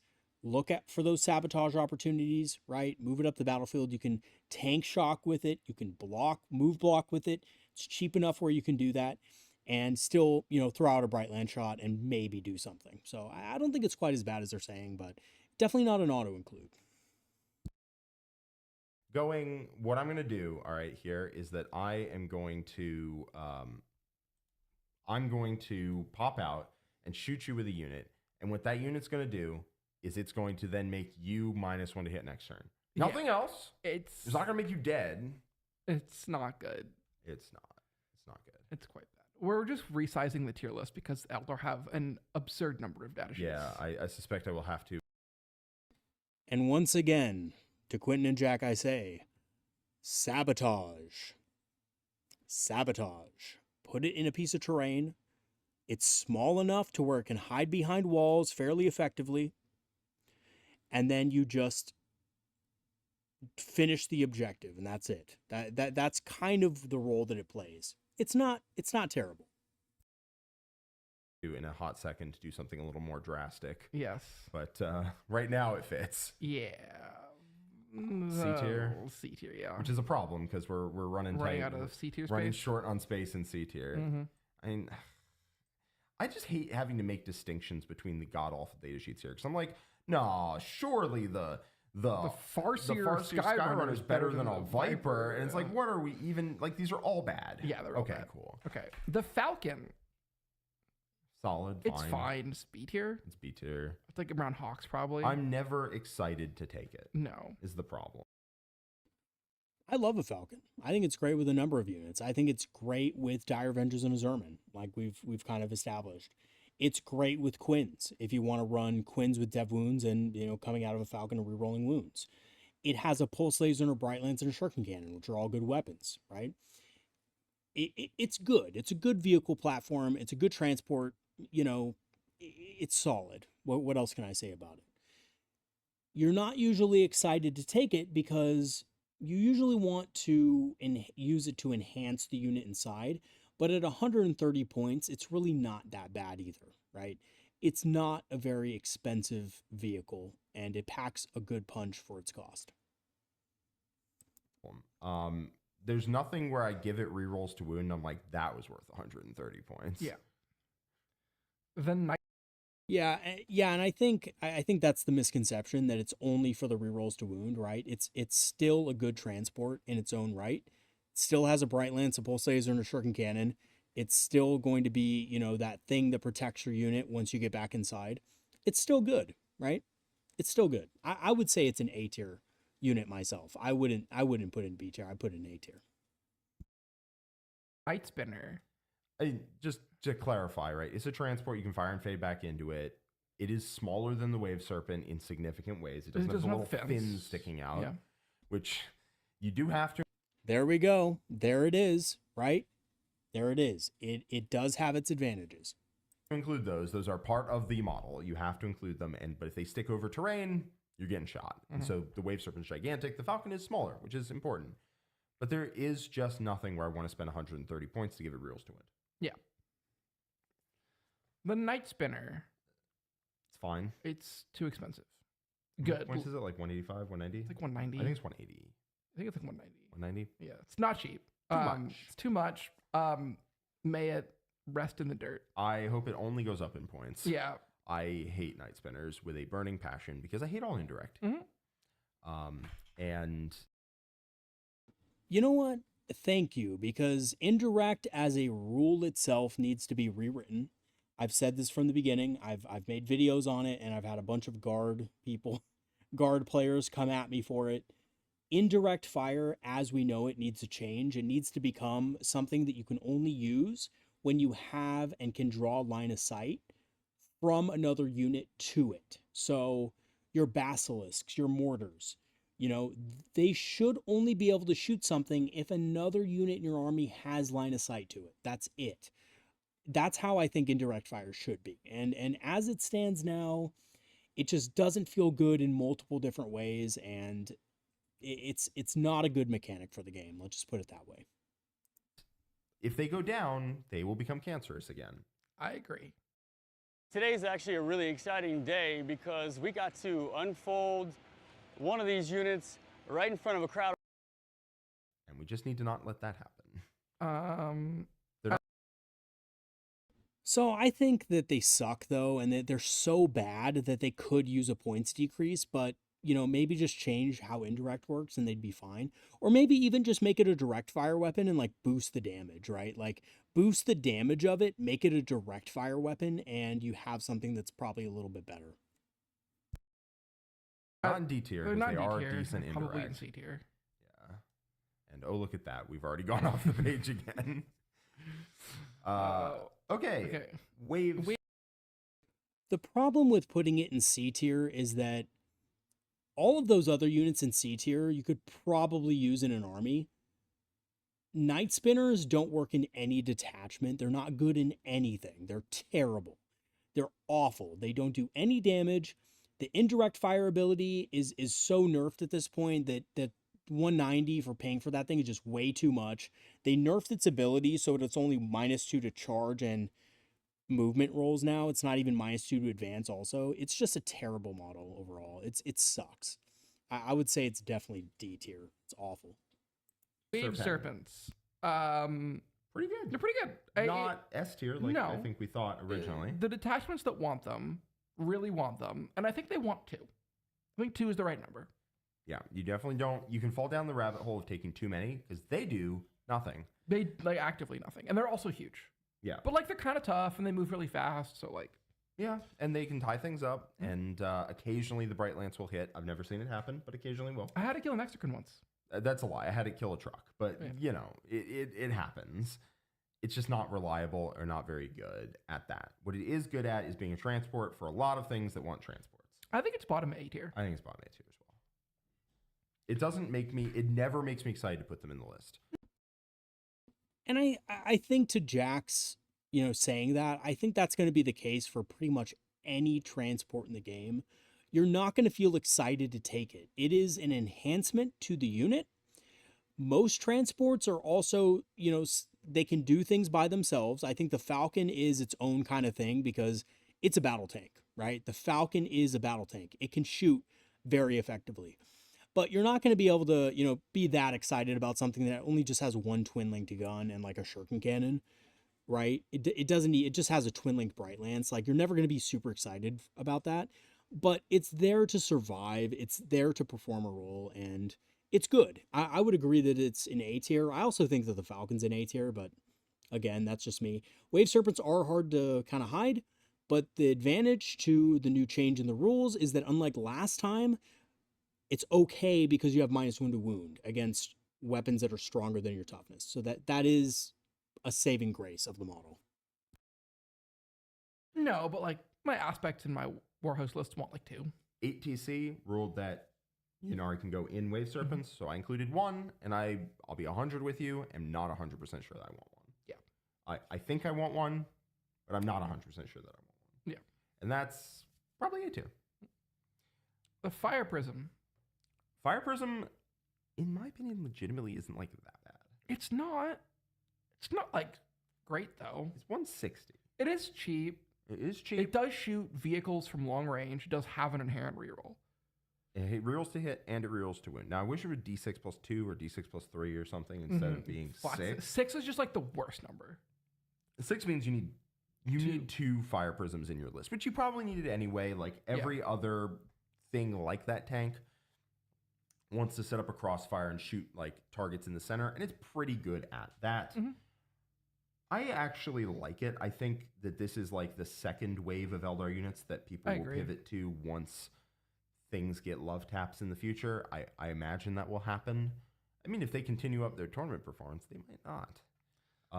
But this reads to me like a second order unit. I agree. When the first order units get hit. I think it's in B tier. I think it's in B tier. I think it's worse than the Avatar, but not by much. I'm more likely to take it than some of this stuff. It's worse than the Falcon. Yeah. But I don't know. I'm more likely to take one than Baharroth? As a spicy take. I know. If you're gonna stand on that hill, I will support you. Thank you. What good friends supporting each other. Well, I just have to say, I think I was a little too harsh on the Fire Prism when I put it in D tier on my own tier list. I think it sucks. I think you don't want it in your list. I don't know why it's sharing the same tier with things you're going to legitimately take. Like, you're going to legitimately take Eldrad. You're going to legitimately take the, Shroud Runners and Corsair Voidreavers and, a Falcon and stuff like that, right? Fuegan, you're going to take. Are you really going to take Fire Prisms? I don't think Fire Prisms are good. I think the nerf hit them too hard. Linked Fire got nerfed, which sucks, which means you can only fire one shot with Linked Fire. And there's no real Fire and Fade for them, right? They lost that ability, so that sucks. They're just not that good. You lost Fate Dice, so you can't, auto pass a save if you do leave them out in the open. I just think the unit is not that good for 160. I think if you put it down, though, if it became cheap enough, I think it would be decent. And I think for 145, it would actually be pretty good. It would be a decent anti-large platform. And yeah, I mean, it just needs to see a points buff, right? So I think it's not in D tier. I was wrong about that. I was way too harsh on it. I would say it's probably C tier. It's just overcosted for what it is. It doesn't have a lot of synergy with any of the stuff in Eldar, in any of the detachments. It just doesn't. It just kind of is its own thing, which is fine. Being its own thing is fine, right? You don't have to spend that many resources on it, and that's okay. But at the same time, it's some of these units really do like the synergies and really want them. I can't see a world in which you take a Fire Prism over, a unit of Fire Dragons, for example, right? You're spending more points for the Fire Prism than the Fire Dragons. The Fire Dragons are killing more stuff.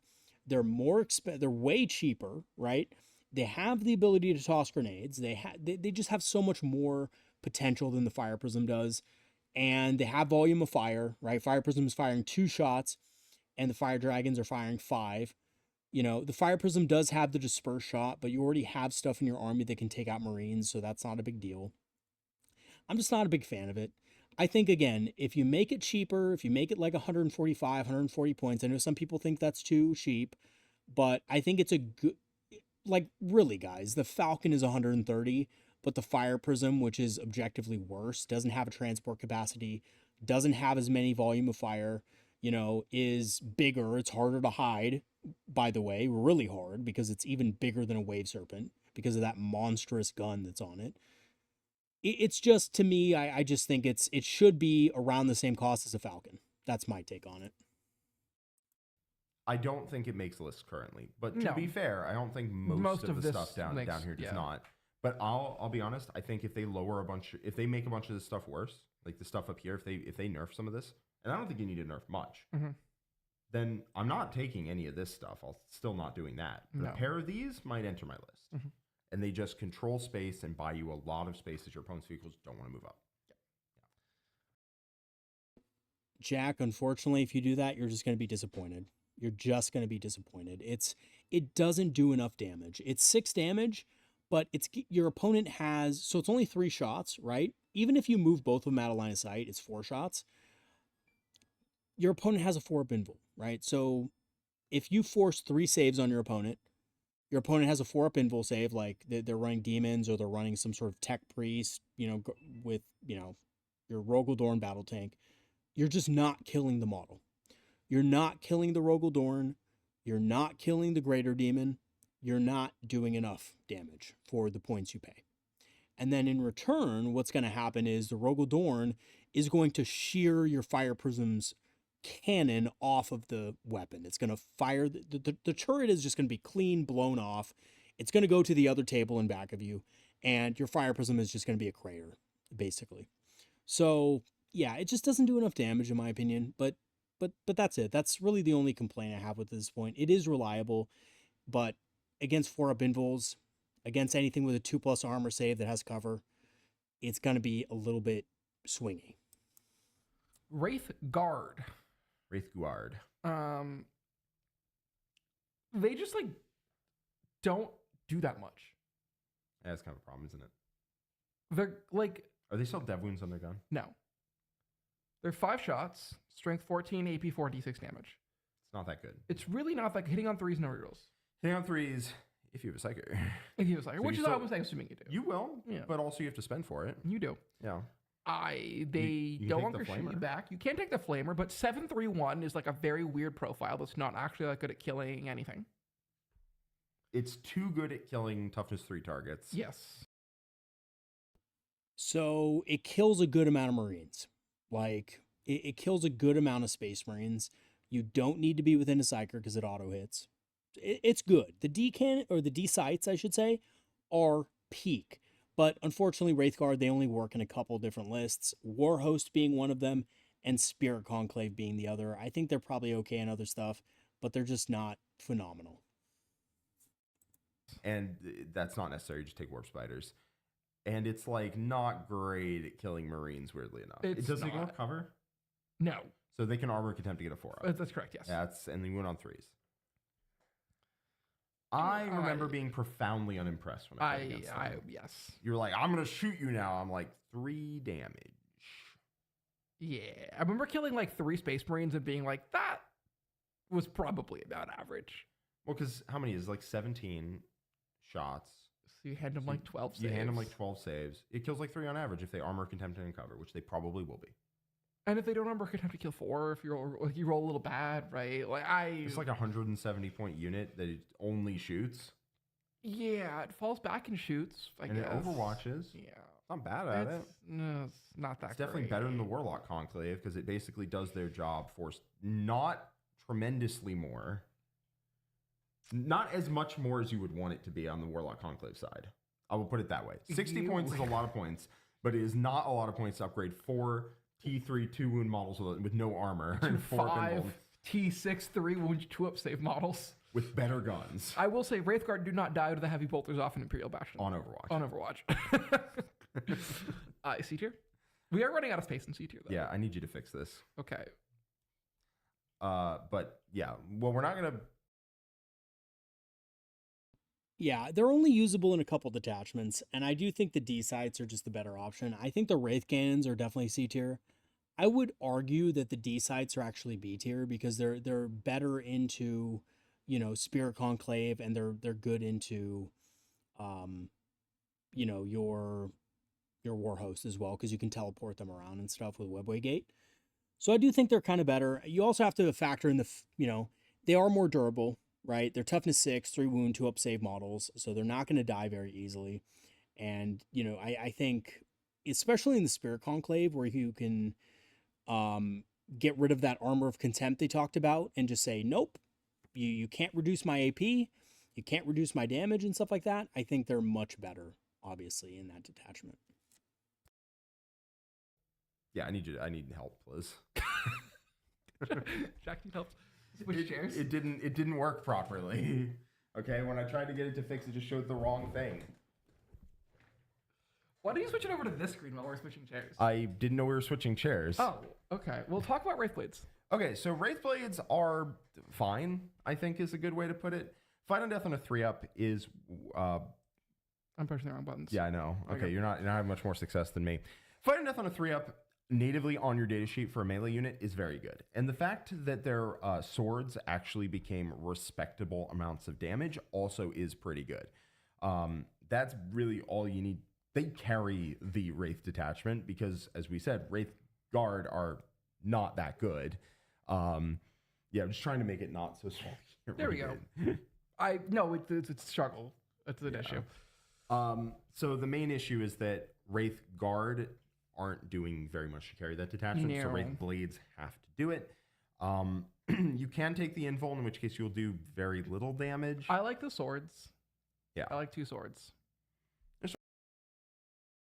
So in classic GW fashion, they have basically reversed the roles, right? Index, you wanted the Wraith, you wanted the shields and axes.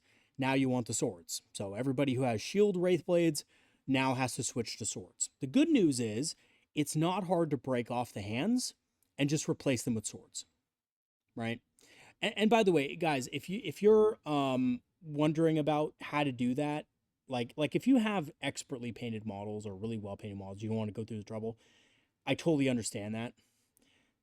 And you may not want to like put the 2 swords on there and like mess things up. But if you don't care really, just break off the axe. Break off the axe with a hand on it, put the sword hand on it from your bits bag or whatever, and you're good to go, basically, right? It's not that big of a deal.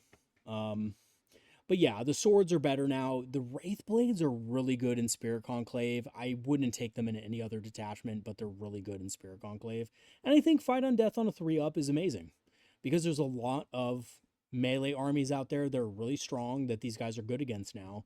Whereas, before they just didn't trade into them that well. So yeah, I think they're much improved over last edition. The swords are pretty good. Mm-hmm. B tier? Yeah, they're B tier. They're not like outstanding. I'm gonna say like here. Yeah, somewhere in that range, I guess. If they are in Spirit Conclave. They're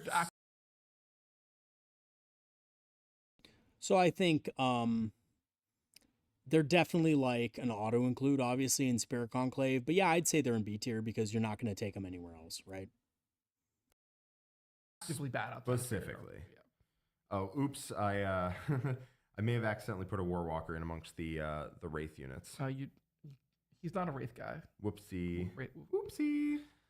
Warwalkers. 95 points or plus 1 AP is not worth it. It doesn't do enough damage to justify like Bright Lances. It's good in Windrider host specifically. It's good in the Harlequin detachment too. You give all of those shuriken cannons plus 1 AP. Pretty solid. C tier? B tier? Is it better or worse than the Avatar? Man, don't make me answer this question. I'm making you answer right now. Is it better or worse than the Avatar? It's probably slightly better. Yeah, I'm going to say he's right here. Hello. Yeah, I think the Warwalker, unfortunately, in some detachments, is just not needed. I have found that in the Seer Council, it's decent because, my flamers are going up in AP and stuff like that, which helps me kill units, but I didn't feel that I needed it that much. And I could probably get away with just having something else in the list, like another squad of Fire Dragons, for example. So yeah, the Warwalker, I think, and it's funny, I recently bought the new box with like 2 of them in it. I think it's just very situational. I think it depends on your build. I think it depends on those kind of things. I think it's still decent. I just don't think it's the best unit, I wouldn't have it in every detachment and every army. I would have it in armies that I had a lot of low AP stuff so I could boost the AP and hit something harder. And I would have it in things that I am already going to be alpha striking anyway in. I'd maybe have like one to like support the alpha strike in a key position. Like I think it could be really effective in aspect host, for example, when you are just going balls to the wall to just try to eliminate as much as possible in as little time as possible, because you hand out that -1 AP. That's not just for shooting, I believe. I think it also benefits combat. I'm going to double check. But I think it benefits combat as well. I think it's until the end of the turn. But I could be mistaken. That's why I want to double check real quick. because that would be pretty good for things like, I mean, you know, Jack said it worked on Harlequin, so, but, you know, I just want to double check for myself really quick. Let's see.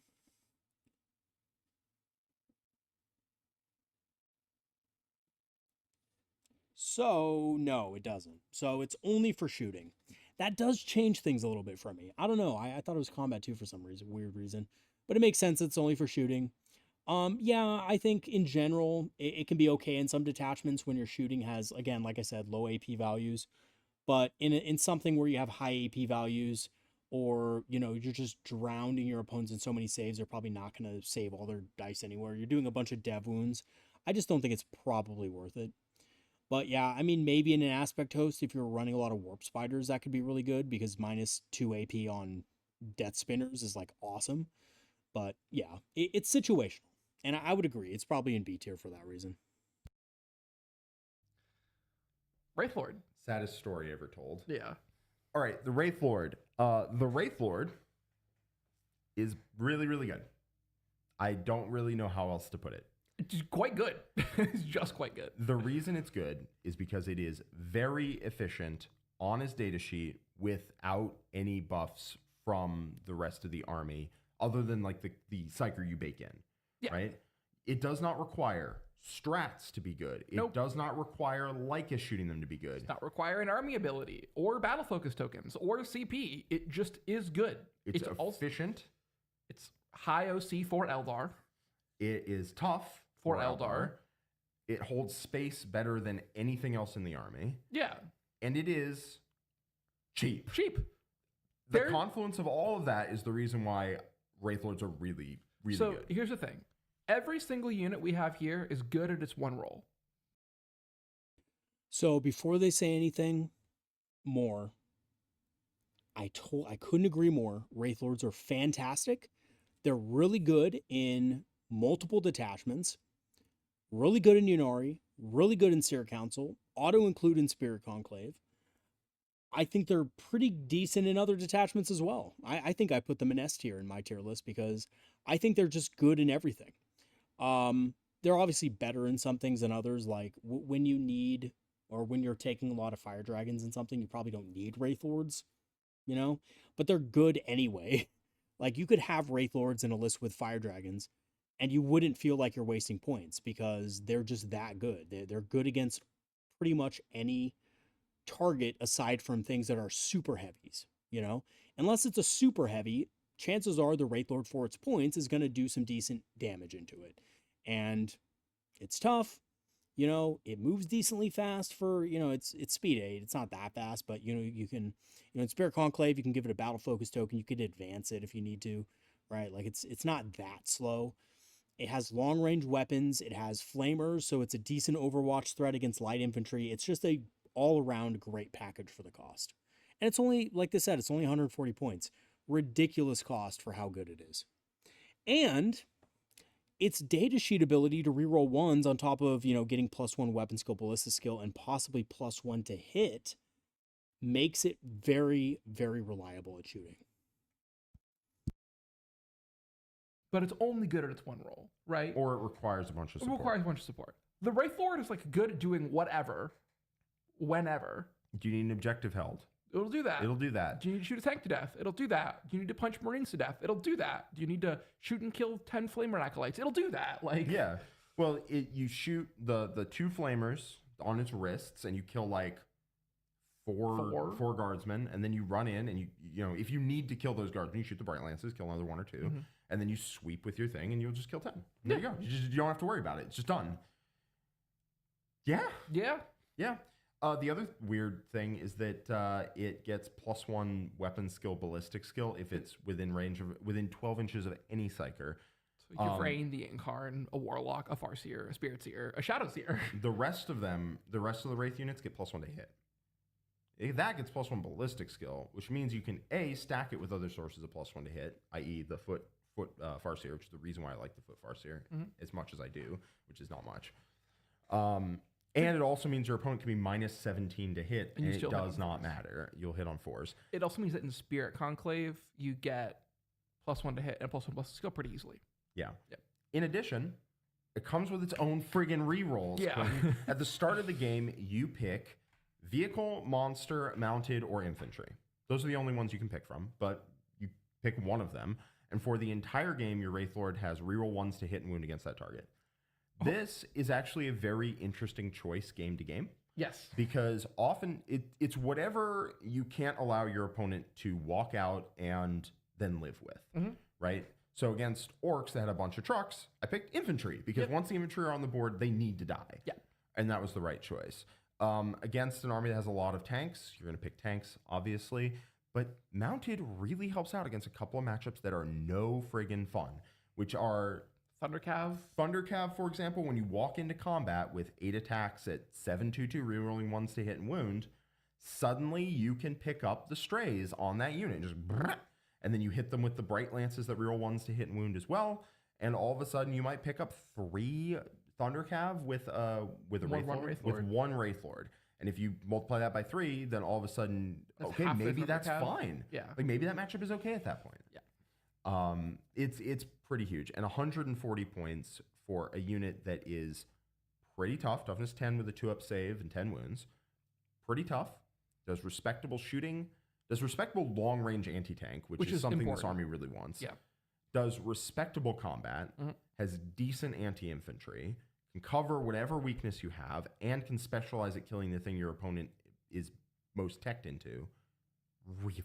It's really just good. Just efficient. Just efficient. Just efficient. They're just really efficient. David's asking what, first off, good to see David Gaylord in the chat. Love you. Haven't seen you in a while. What loadout are we taking? Two Bright Lances. 2 Flamers and a Ghostglaive. Yep. Just really good at dealing with The Bane, the Scourge of yonder metas past. The Wraith Knight. bad. Yeah, it's not good. No, it's not. It's like not terrible. It's just not good. It's getting slapped in. I will say this, it's the toughest model right now in the Eldar book. It is the most expensive model, but it is the toughest. And you have a baked-in -1 damage.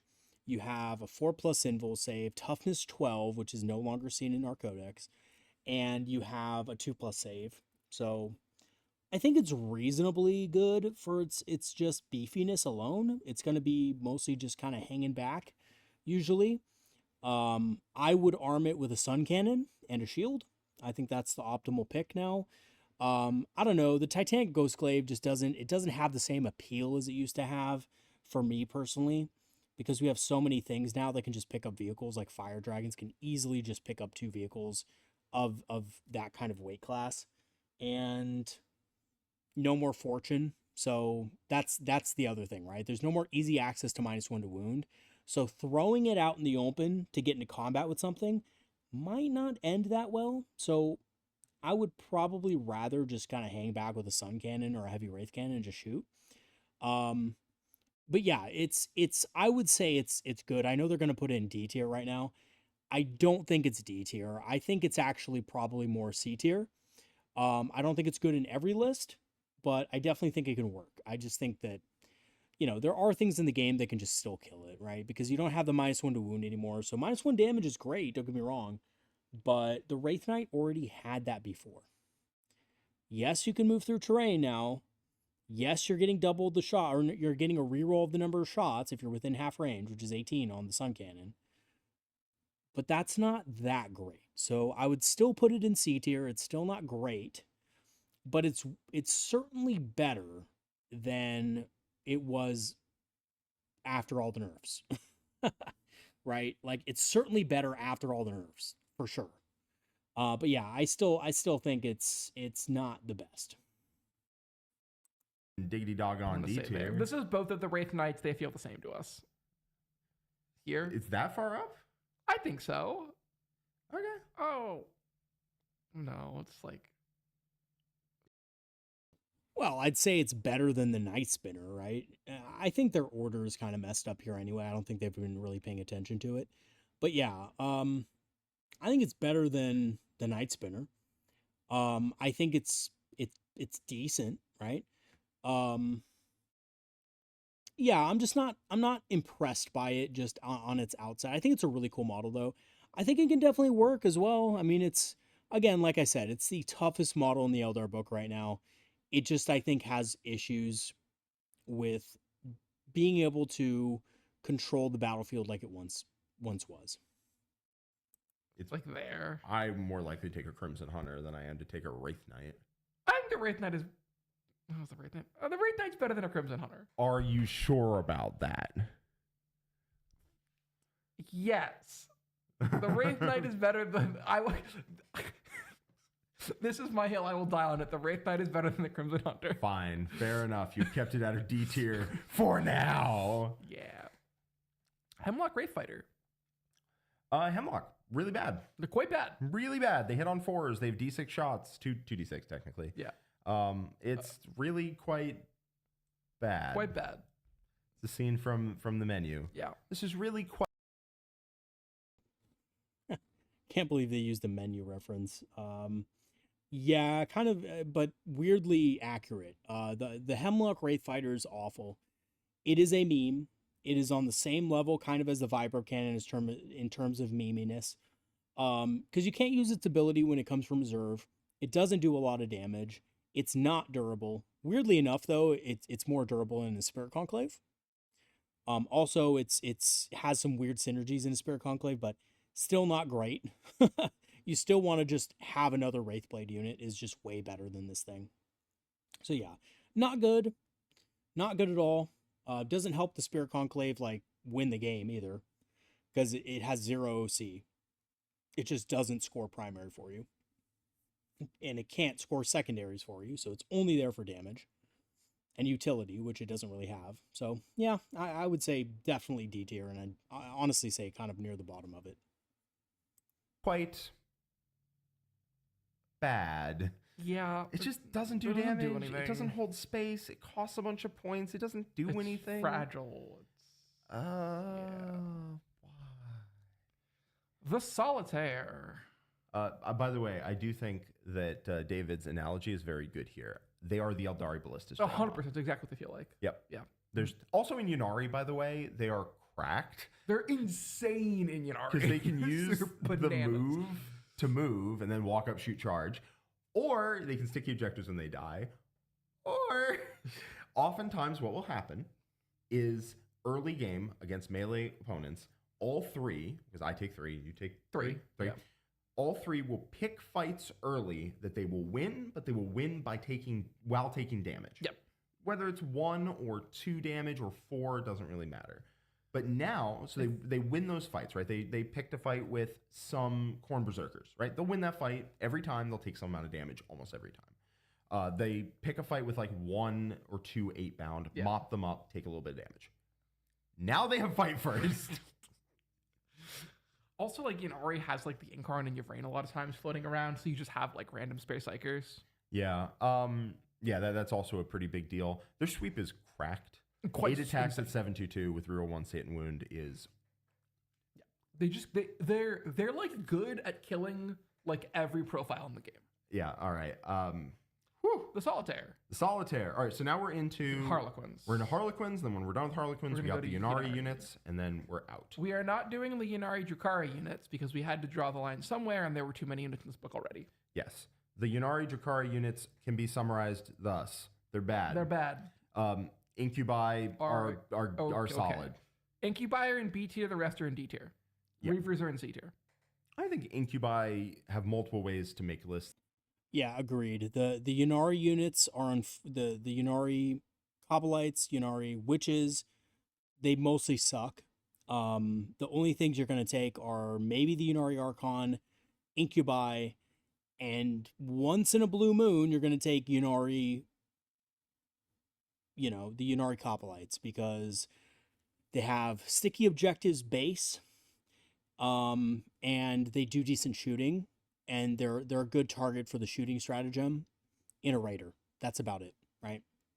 That's about it. That I would play, and I think they would end up in A tier just because they can go. Well, we'll talk about the characters. We'll talk about the characters. Harlequins. The Solitaire. The Solitaire goes in every single Harlequins list, period. End of sentence, no questions asked. And he's an interesting choice outside of that. And by interesting, you mean bad? He's mediocre. Yes. He fights first. He's a lone op. He goes fast. Are we ranking these in Harlequins or outside of Harlequins? Why don't we rank them in Harlequins? Let's rank them in Harlequins, I think. A lot of these are niche picks out of it, although you could make a case for Skyweavers to go in Windrider Host, because they have the right keywords. Yes. So I think the Solitaire is quite good. He's on a 25mm base, which I don't think they're accounting for, which makes him really easy to hide. It makes him really easy to use battle focus stuff, right? So you can consolidate 6 inches behind a wall and be fights first. Super fast, faster than Banshees. Not faster than Banshees really with Jain Zar. I think he's just a little bit, well, let's see. No, he is faster than them on average. But if you roll bad on his blitz, he's not faster. But yeah, he's still really good. Even on not on a blitz turn. He doesn't do as much damage as Banshees and Jain Zar, but he does more damage than just Banshees on blitz turn. He's good. He's good in other detachments. I wouldn't necessarily say he's needed in other detachments. He's certainly needed in Quins, though. Absolutely needed in Ghost of the Webway. But he's okay. He's an okay choice in other detachments. I wouldn't say he's mediocre. I'd say he's solid, but he's expensive. He's 115. Which means that you have to use them really, really well, and your opponent can't really have an easy counter. Like, your opponent can't have grenades, right, basically. You have to play around that grenades stratagem, so however you want to do that. He is a little bit more durable to the grenade strat because he has 4 wounds now versus 3. So that does, I think, losing the 3-up invul and gaining an extra wound is actually a good thing, believe it or not. I think it's a slight buff. Because of that reason, on average dice, he will not die to a grenade, which is cool. All right, let's continue. Solitaire. They're not Eldari, though. Is it Asuryani or Eldari? I don't remember. I think they don't get the benefits. I think I looked it up, and then I don't remember if they have which keywords. I will look it up. I will look it up. Okay. The Solitaire's fine. He moves fast. He hits very weird, and that he could kill a Space Marine captain, but doesn't have to, which means that using his damage is very unreliable. In Harlequins, he stands back up and has a bunch of Okay, so he does on average dice kill a Space Marine captain. Space Marine captains have, I believe, 5 wounds. So he has 9 attacks, hitting on 2s, wounding on 3s. On average rolls, he's killing a Space Marine captain very easily, right? Not all the time. Like again, if you whiff, right?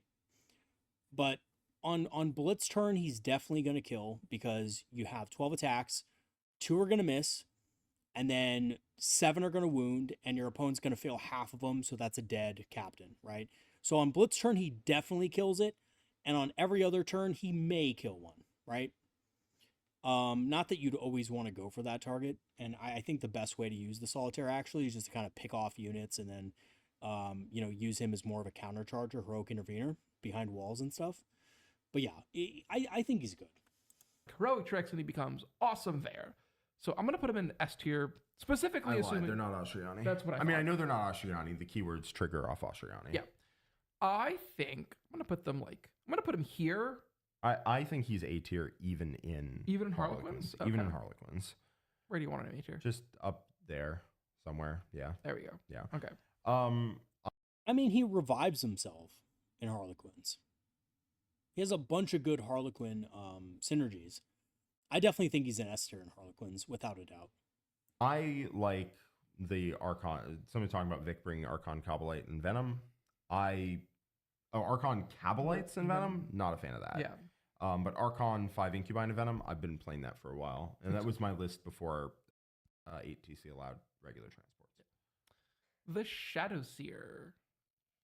I don't like her. No, she's bad. I think she's bad. She's bad. People are saying that she's like an auto take, and I straight up think I just don't see why. No, I don't see why someone would say that. So I don't think she's an auto take, but I don't think she's terrible either. She kind of fits in that realm of very good disruptive model, especially against units with lots of high value.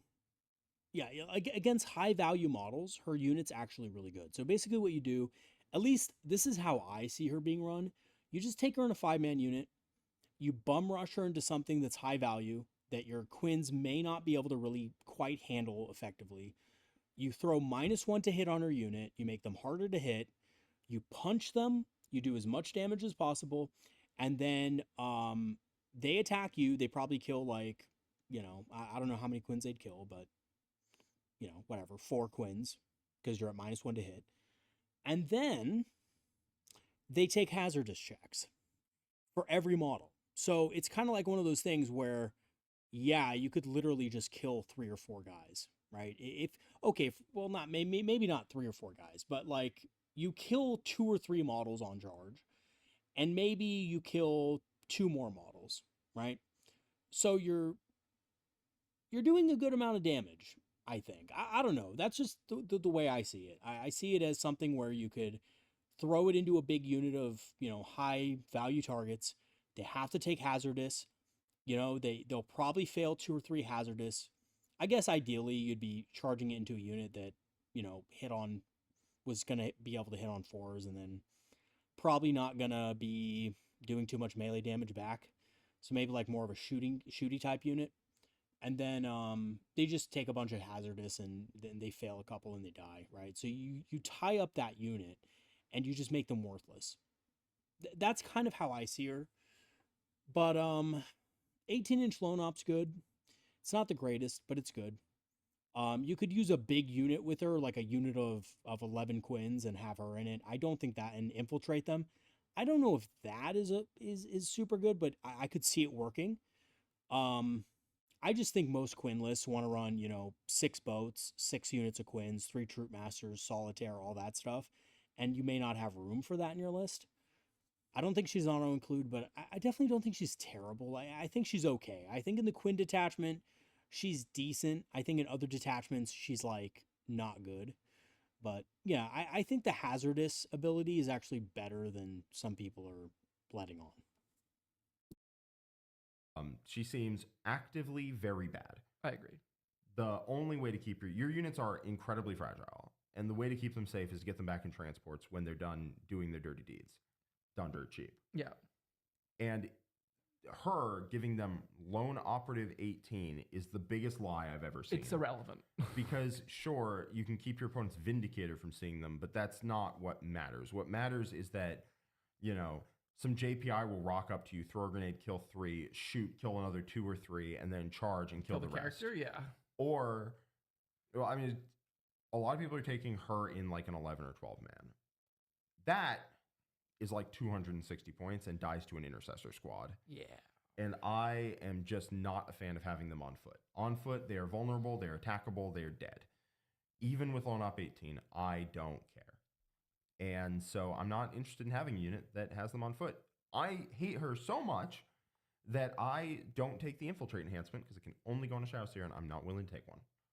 I don't think she's very good. No, I think she's actively bad. She also, if she were like 30 points, I would probably take her, but not at like 60 or 70 or whatever the heck she is right now. 55, I don't remember. You know who is really good? 25 points, I might take her. The Troop Master. The Troop Master. He's quite good. Yeah. The Troop Master is incredible. He's so good. When is the Troop Master when has the Troop Master ever been not good? He's just always been good from whenever I remember. Like 4th edition, he was good because you could give him a power sword and like he had good damage. He was good like in 9th edition, he was just OP. In 10th edition, he gave dev wounds to his units. Like he was always good. Always. The Troop Master takes the unit over the threshold of being able to kill medium toughness targets reliably when you charge them, and then you get back in your boat. Yep. And that's critical because if you can't kill medium toughness targets, you get stuck outside your boat doing nothing and being a loser and dying. Yeah. Whereas the Troop Master lets you run up, reliably kill 5 Space Marines, and then get back in your transport. And if you do that enough times, your opponent doesn't have Space Marines. He's not that expensive. No, he's 75 points. Yeah. I think he's quite good. I think he's very good. Now, outside of Harlequins, a lot of these data sheets... Way down. Way down. But inside Harlequins, big ups. Big ups. I think the main reason, though, these are good data sheets regardless, right? Like, the True Master and Harlequins would be good in a regular detachment. It's just, they don't benefit from the detachment bonuses. So there's not a lot of synergy there. But they can still be good. Like, they're still solid. I don't think they're crap, you know? I just think that they're probably not as desirable as a lot of the aspects are, because the aspects can be targeted with, you know, stratagems. The Death Jester. He's fine. He's fine. He's like B tier. Yeah, probably. The one with auto crits when your opponent is below half strength is pretty good. Sometimes makes an appearance in my lists, sometimes doesn't, because he is 110 points. Nice part, every single Death Jester on the board now can get sustained 3, whereas before, for whatever reason, only one could. The lack of dev wounds does make them sad, though. It does. I mean, they're AP 2 now, I think, or AP 1 as opposed to AP 0. No, they're AP 2 now. Which is effectively AP 1. Yeah. No. No. It's fine. The auto crits guy is the only one that might make my list. And sometimes he does, and sometimes he doesn't. Yeah, that's a little unfortunate that I think the Death Jester got kind of nerfed. But yeah, he's probably in B tier. I mean, he's okay in the Harlequin detachment, but he's nothing special. I would have to agree. I think he's good in the Harlequins with the auto crits, but otherwise, you just don't take him. You just don't take him. Harlequin Troupe. It's fine. It's fine. It's like B tier. It's like upper B tier, I think. Yeah, it's fine. The units with the Troop Master feel really good. The units without the Troop Master feel very bad. Mid. I would say mid. Just like not amazing. At least they're OC2. They are very cheap. Yeah, I think they're very excellent. I mean, in the Harlequin detachment, I mean, they get, you know, +1 to wound, -1 to hit, or rerolls 1s. They're getting dev wounds. They're getting a ton of attacks. They're getting the ability to, you know, move over terrain like nothing, basically. They're getting the ability to, you know, in the Harlequin detachment, charge over enemy units, a bunch of extra, you know, stratagem support and stuff like that. So I think they're quite good. They're A tier for sure in Harlequins, right? In the Quinn detachment, absolutely peak. Excellent. But everywhere else, yeah, I would agree. They're probably B tier because they don't really fit in other detachments. But yeah, they're excellent in Quins. Sorry, they're very expensive. What was I going to say? I said very cheap. They're very expensive. Yeah. For toughness 3 model with a 4-up invuln and 1 wound. I mean, they're only 85 points, right? They're 5 points less than Banshees. So they're cheaper than Banshees, and they're more durable than Banshees. Not by much, but they are more durable. So yeah, I don't think they're that expensive. I think the 10-point upgrade for just having dev wounds base on your unit is a good trade for points, because they were 75 points before.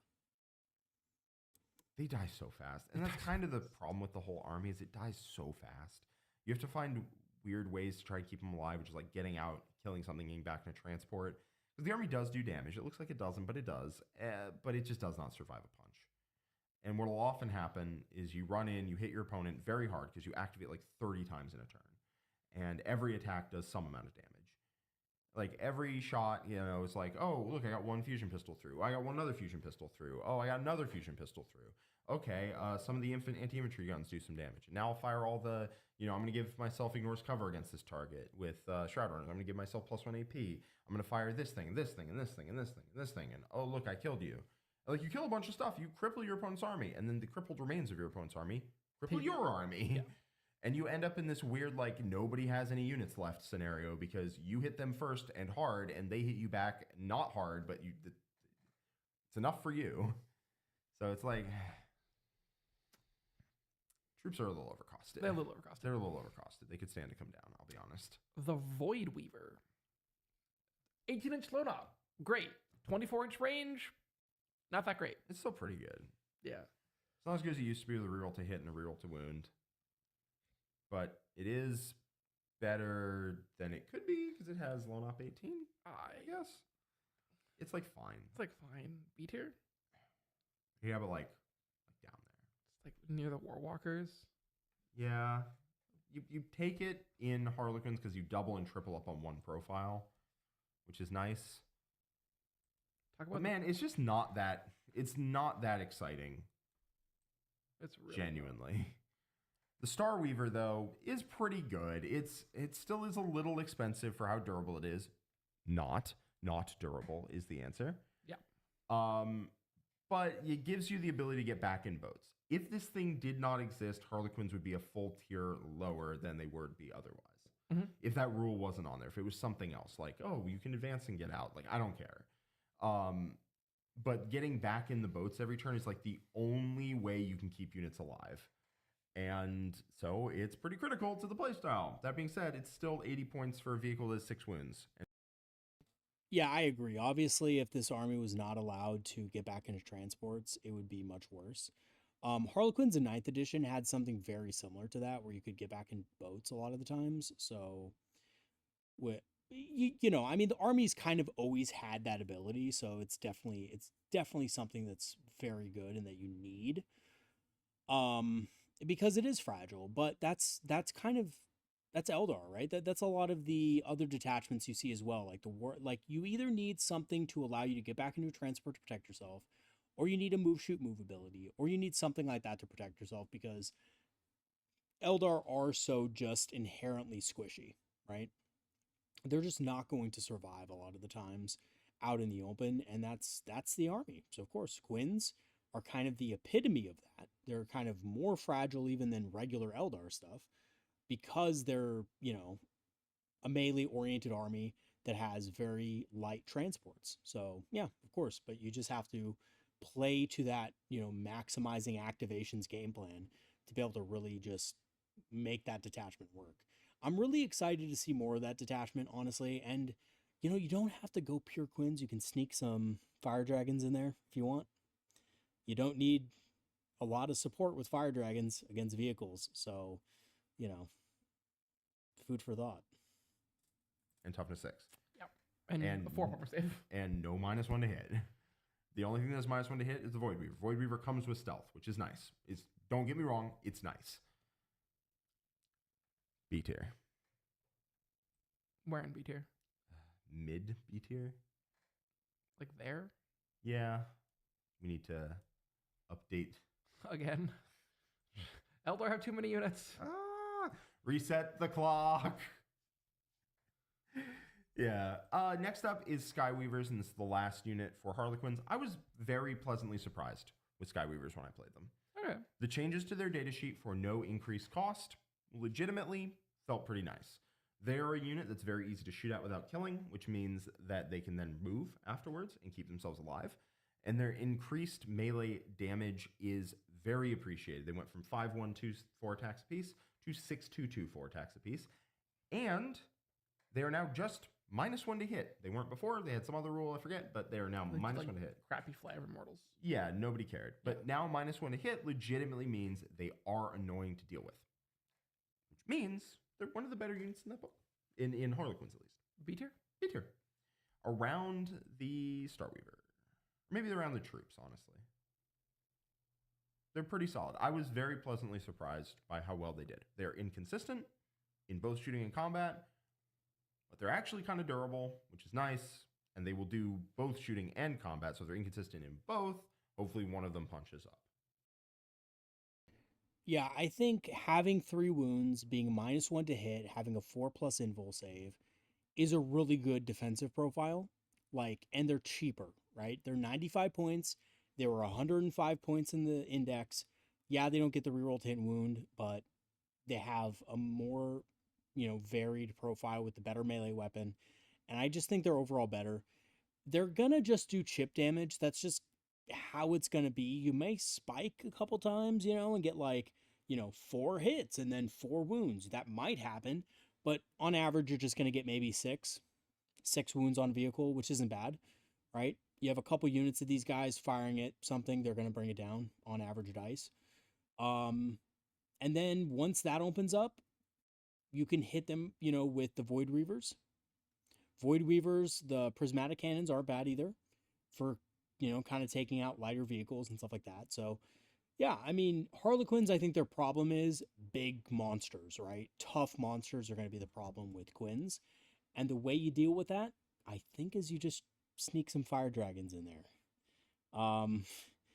Again, I could be mistaken. I know that's like that's heresy for Gwyn players. They're like, I'm not going to put fire dragons in my list. How dare you, Proxy Hammer? But I think they're pretty good. They're pretty good. I think they're a way to make Harlequins punch way harder and still have the same feel of the army. We're into Ynnari. The Incarn. The Incarn S tier straight up. Yeah. So here's my case for the Incarn being better than she was before. She's 100 points cheaper. She's so cheap. End of story. She's so cheap. Okay, so she replaced, there's two datasheet changes that happened. One is that now she teleports in your opponent's turn when they kill an Eldar unit, as opposed to in your turn when you kill an enemy unit. Which is much better. Much better. It makes your better. opponent's turn so much more obnoxious. Fastballing her in and getting her immediately killed, terrible. It's not what I want to do. But teleporting around the board is really good. If you shoot me and kill me, I will leave. If you charge me and kill me, the Incarn will go there. Yes. Your choice. And if you shoot me with one unit and don't have anything else pointed, the Incarn will drop there. And then all of a sudden I start my turn. You can still fastball her. Because what is your opponent not going to kill you at all, right? Shooting or combat, please. So they kill you and the Incarn just drops there and then just sprints into their lines and starts stabbing and shooting. And if your opponent wants to, it generally takes your opponent's entire turn to kill the Incarn. Yeah. Because they need to set up to make sure that if they fall back from her, she doesn't leave line of sight. And then if they shoot her, she doesn't leave line of sight. And if they shoot her with the wrong target, she doesn't blood surge into combat. And if they So I think the thing about the Incarn is, what they're saying is absolutely correct. She can do all these tricks in the Ynnari detachment. The problem is that the model itself dies very easily. Toughness 10, 4 up invul, 2 up save, I think 12 wounds, maybe 14, but I think 12. It just dies very easily, and that's the problem with it. It doesn't do a ton of damage as well. Like, it does good damage, but it doesn't do a ton of damage, and it is 250. 50 points less than the Avatar of Khaine, but doesn't do nearly as much damage, is not nearly as tough. Very mobile, very tricky. It's definitely an S tier unit in Ynnari. I don't think you can take it anywhere else anyway, so I guess that point is moot. But, I think it just... To me, I mean, I don't know. Look, here's the thing. I have to actually play enough games with Ynnari to get a good grip on it. These guys have played a lot of Ynnari already. I haven't. So I don't know how good the Incarn is because I really haven't played her that much. But my take on it is she's good, but she's not like broken, right? I mean, the army rules themselves are what's super OP. I think the Incarn itself is very manageable because it doesn't do I won't say that, but it doesn't do a ton of damage, right? It doesn't hit super hard, and it's not super durable. So you really have to leverage it in the right positions. That's really what it has to be. So it is a very skill-based model. In the hands of a skilled player, it's going to be fantastic. In your regular, degular, Eldar players' hands, Ynnari players' hands, it's going to really be very dependent on what your opponent has to kill it, because it will get into a position where it's vulnerable at one point, and your opponent will just shoot and kill it. Or charge it and kill it, whatever, right? Ideally, charge it and kill it. For 2 CP, they can obviously fight on death, but you just take those because it is expensive. You take those and you prevent your opponent from moving at that point. But yeah, Ynnari is going to be hard to play around regardless. There's just so much that Ynnari unfortunately can do to just mess up your game plans. Shoot the wrong thing or kill the wrong thing, she doesn't teleport away. So they have to just be like, focus down, kill the Incarn. Which takes a whole turn. 350, not interested. 250, a lot more interested. In addition, she lost probably her best rule, which is half damage. Okay. She did gain something where she now, every time she kills a unit, she heals for D3. Which is really quite good. actually really good. Quite good. You kill a unit plus a character, attached character, you heal for 2d3. If you Overwatch and kill something, you heal. I've healed for 2d3 on Overwatch by killing a model and an attached character. Right. Heal for 2d3. If you shoot something to death, heal. Charge something to death, heal. Like you just get the Overwatch heal. You just get the healing train going, which against some armies is better than half damage. I rammed her. Keep in mind, though, that while in theory you're going to kill a lot, sometimes in practice you just don't. Like the Overwatch is variable. It's D6, I believe. D6 plus 2 or something like that. So with low AP. So you're not always going to kill your Overwatch target. So you're not always going to be able to heal. And again, it hits hard, but it doesn't hit super hard. So you have to pick the right targets. So, you know, and sometimes your opponent's just going to have something that's just going to blow you out of the water in 1 or 2 hits.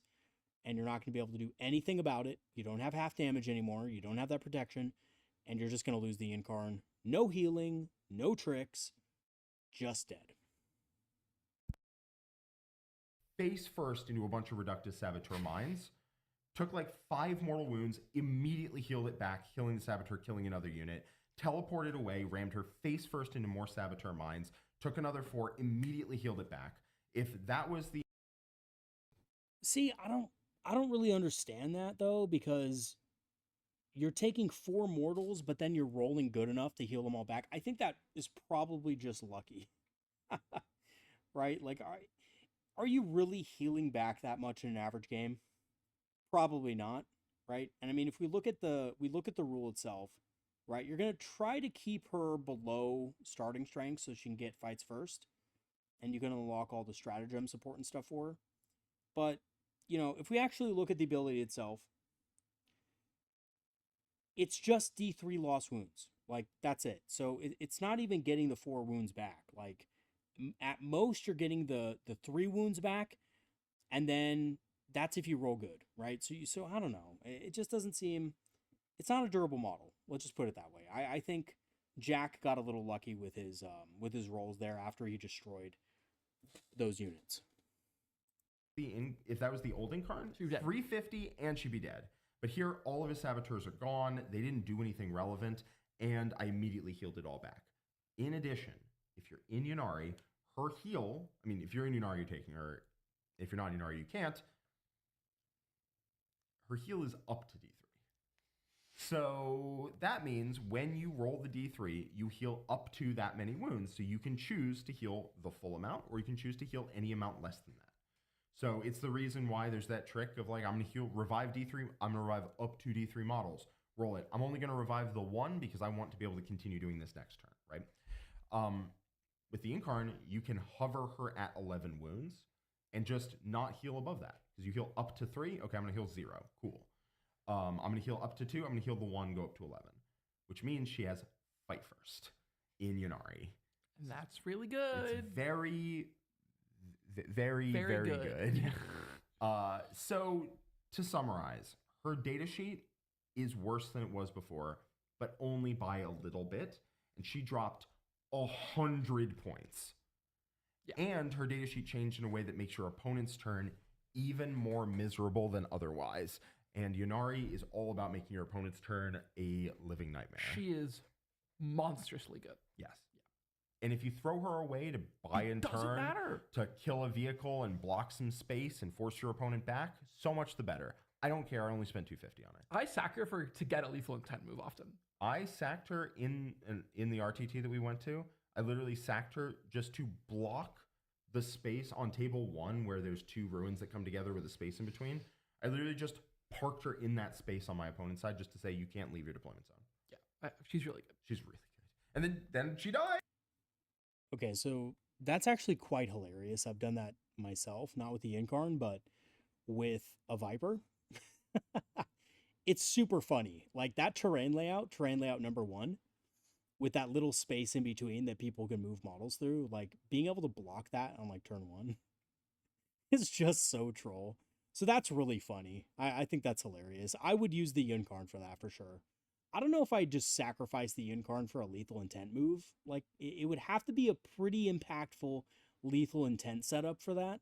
But again, I'm going to have to get some reps in with Ynnari to really truly understand, you know, but they are good. They are good. I understand how they work. I just haven't really put the time into running them at more than 1,000 points, and you know, I'm excited to do them. I do think there's some problems with them. My opponent killed her. And then But like, okay, who cares? He shot her to death. Sweet. Something else is gonna move now. And she also died killing something. Yeah. Like, okay. so good. we have Yvraine. Also, by the way, you have to take either her or Yvraine. Yeah. And she's better than Yvraine. Much. Yvraine's pretty good. She's not bad. She's really held back by the fact that her like real wounds ability triggers at the start of the fight phase. You pick a unit that she is in engagement range with, which is like such a bad timing. There are ways around it. I know you can like manipulate it, but the point is that like if your opponent is savvy, knows what's up, there are going to be scenarios where they just like don't charge you properly. This is like the meme with the bell curve where the stupid person on one side, the smart person on the other, and then like the average person in the middle. Yeah. And the stupid person and the smart person are both saying the same thing. Yeah. It's like the stupid person's like, oh, her ability is really annoying. And then like the middle of the curve is somebody saying, well, you can play around it by making them charge into your brain, and by when you charge making sure she's the closest, and making sure when you Ynnari move that she's the closest, so she has to be engaged. And then the smart person on the other end of the bell curve is just like, man, her ability is really annoying to use. Yeah. I mean, like, it is. It's just annoying to use. It's just annoying to use. If she doesn't happen to make combat, if your opponent, like, one thing they can do is her unit fights first. Yeah. But just charge something into her, and then now you can just charge the rest of the unit. And it doesn't do any damage. And I don't have rerolls to wound against that thing. Yeah. I mean, I got charged by, like, a truck and the bike guy that has the 4 at Feel No Pain. Mm-hmm. And I wanted to swing on the 4 at Feel No Pain guy, and you'll never guess what happened. I had reroll to wound against the truck. Yep. And I was just like, that's... Yeah, that does suck. But remember, you can always, you know, because your brain's on an oval base, you can always, when you move her up, instead of moving her front to back, you can move her vertically, right? So she's side to side. Or no, that's not vertically, sorry, horizontally. So she's side to side. And then that way your opponent has a harder time not getting into engagement range, or, you know, avoiding engagement range with her if they charge her. But yeah, I do see what they mean by that. That can be annoying, but it's not going to happen that often, right? It can be a little annoying sometimes, but it's not going to happen all the time. I think reroll wounds is a good ability, right? It's good, and she's good enough to where even if it doesn't go off, her unit's still going to slap, right? Probably not against vehicles, though. I mean, that example he's using is probably a bad example where, like, yeah, I don't think her weapon's really going to do a lot of damage against a truck anyway. But yeah, anyway. Obnoxious. I hate this. Now, to be clear, her unit is still really good. It is. And the reason it's really good is because it kills the kind of things this army really wants to kill. Tough things. Tough, not like vehicles, but like 10 wraiths. aberrants. Yeah, wraiths. Wraiths, 10 aberrants, 6 exalted 8 bound, that sort of thing. It actually does kill those things. Her unit, by the way, is Yvraine plus 10 incubi plus the Vizark. Very expensive. It's 340. It's quite expensive. Yeah. I prefer 2 Autarchs plus 2 squads of Howling Banshees over it. Yep. Yeah, I don't think I'd run her like that. I think I was of the mind in the beginning that I was going to run her as a Death Star, but I think I'm better off running her separately without the Vizark in Venoms. I think the Vizark can be in his own unit of incubi, and I think you may get more mileage out of that. And into those targets, those very tough targets, That is worse. Yeah. Yes. And if you really need to kill wraiths, like if you know your opponent's bringing out the wraiths, or your opponent's bringing out 10 aberrants, you probably wish you had Yvraine's unit in your army. Because with reroll wounds and reroll hits, she gets the job done. Yeah. The problem is the unit, while it revives D3 plus 1, I believe, models a turn, It still is kind of fragile. Yeah. And if my opponent can't kill it, I've played a lot of games with this unit. I have. When your opponent cannot kill it, or they miss on killing it or whatever, it does run the table on them. Like, it is absolutely malicious. But good players can get around it, which is what I've found. Yeah.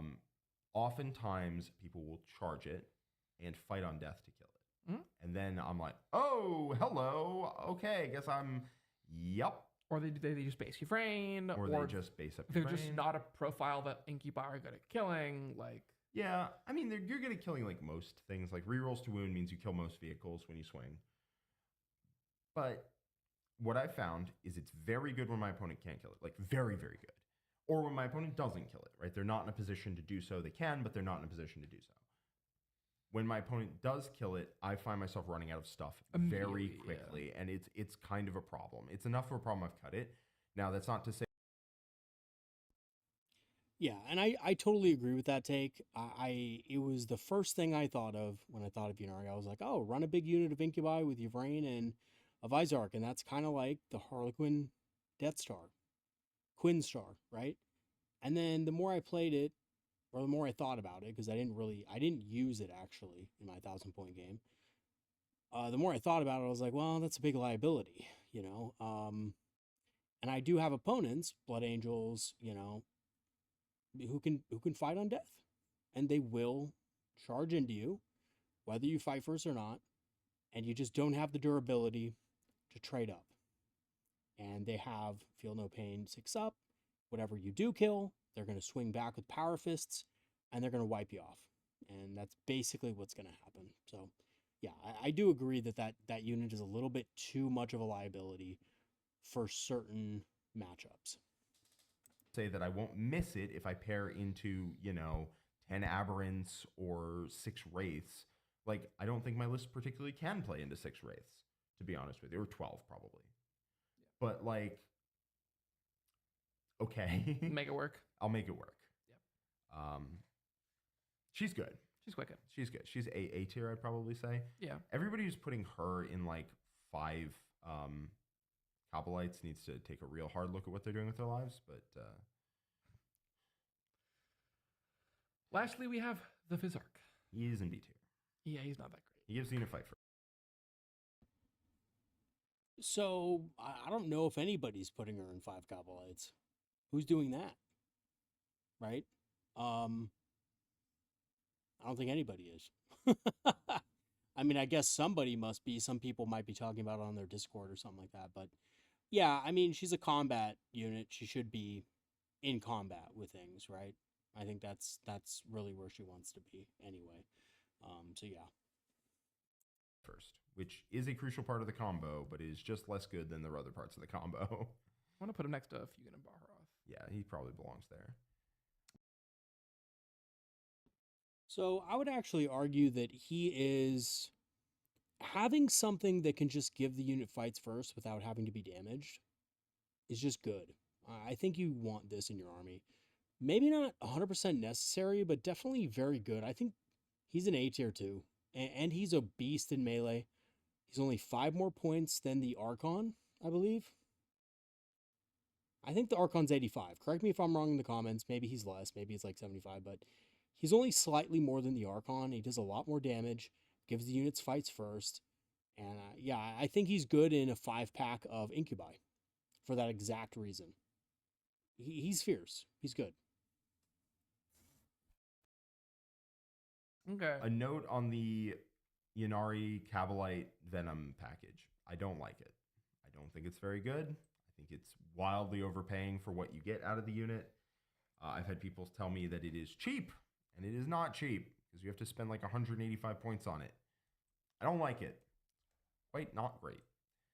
In terms of Ynnari units, the only one I'd really take is 10 Incubi with Yvrain and the Visarch, which is a tech choice. What direction do you want to go with the list? Do you want to go over MSU, or do you want to have one big, screw you, fight first unit?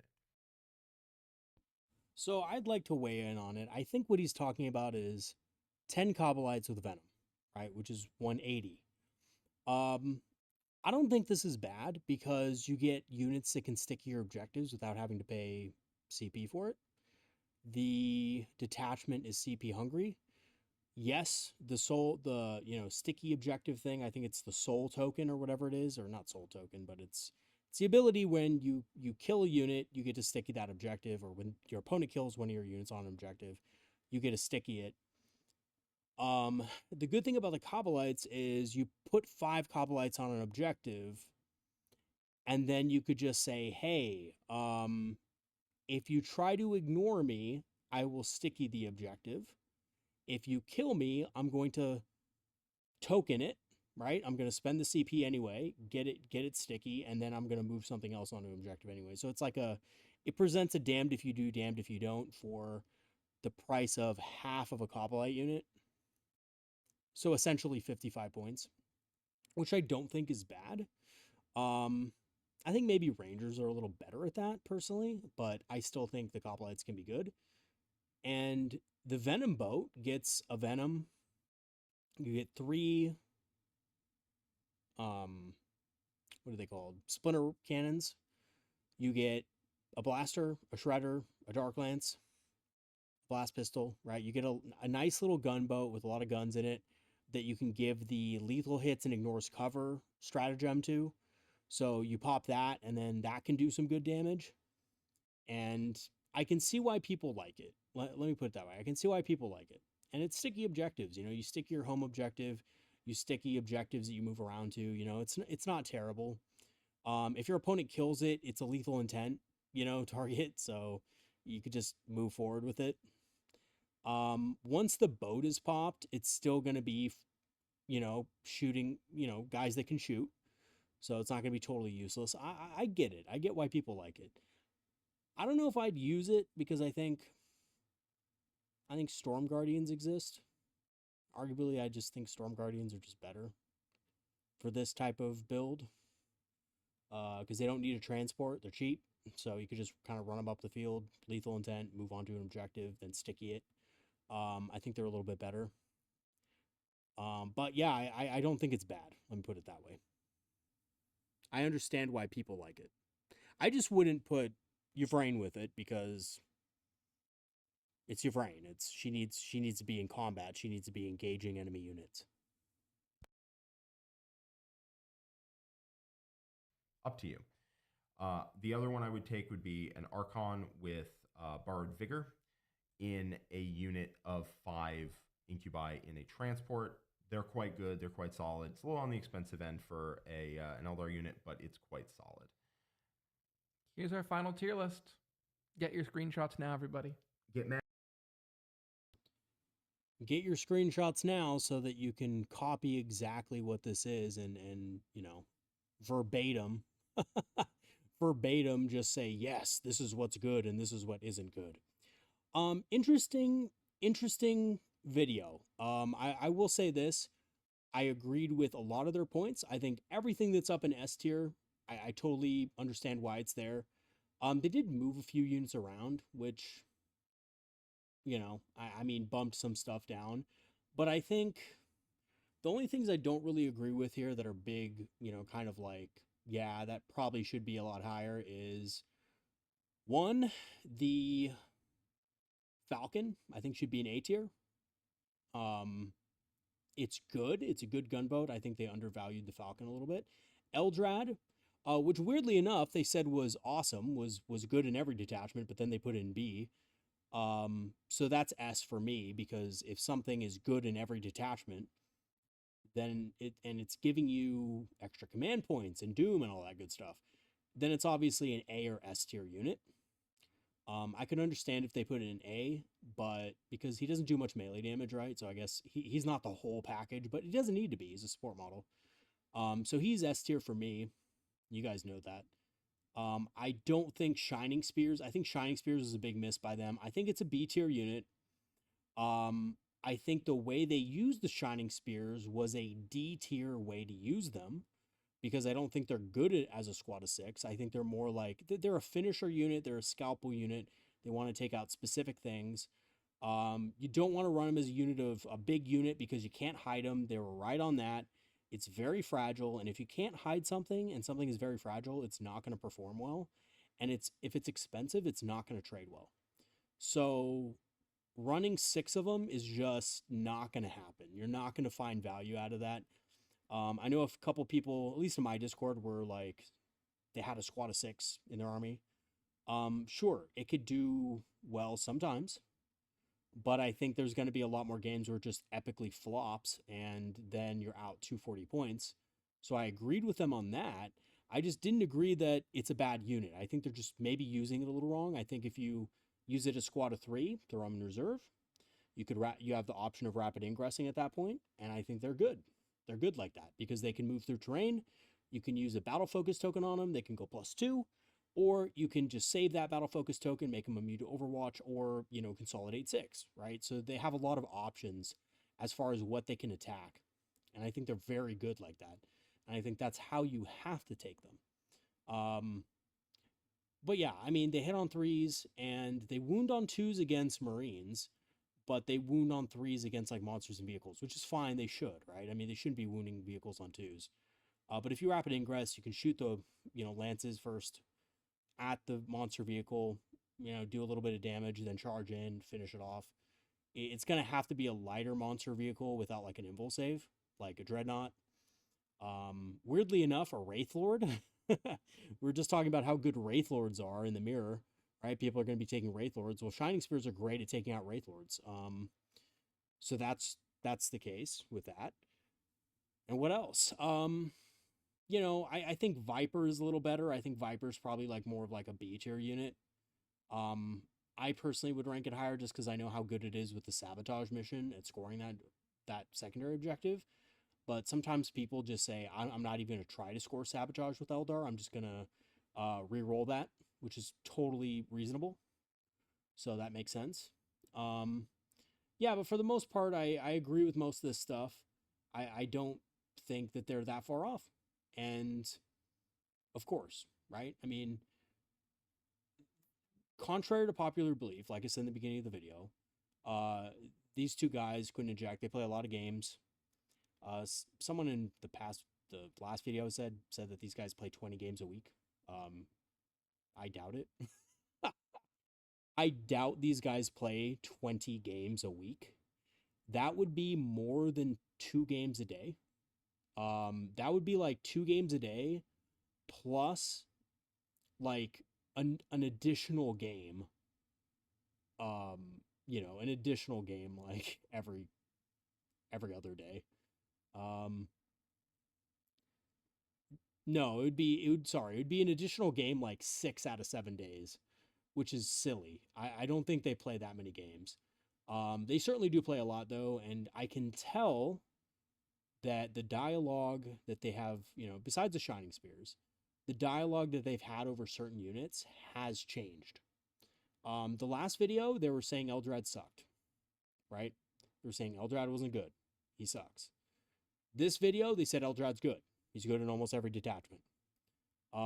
So it seems like the more they play the army, the more they're kind of understanding a little more about how it plays, what's good, what's not. They made the good observation about fire dragons that you don't want to take a squad of 10 with Fuegan. You know, they made a good observation about Wraithlords, which I think they probably always knew, just like most people who looked at the data sheet and were like, wow, this is good. But yeah, solid. I was happy to do this because I think even though there were some differences, there's a lot of things that were similarities, and that's cool, right? It's really cool to be able to kind of compare and contrast, you know, different opinions on these units. Because, you know, this codex is awesome. A lot of the stuff in this codex is really good, and I think it's one of the most well-balanced books that we have had in a very, very long time. So excited to continue to play games with it.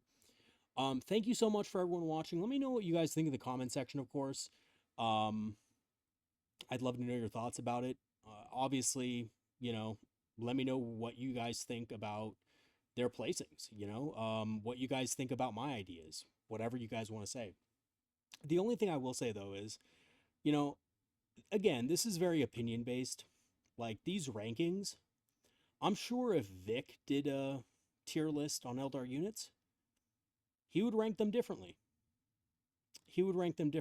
Right?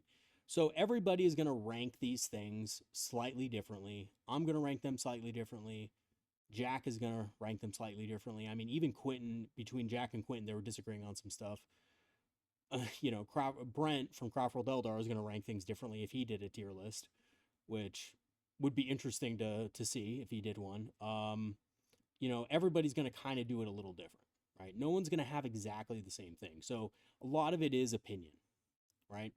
But there's some staples. And I think what you can do is if you guys are out there and analyzing this and analyzing the differences between our dialogue here, the key here is going to be to analyze what's the same, right?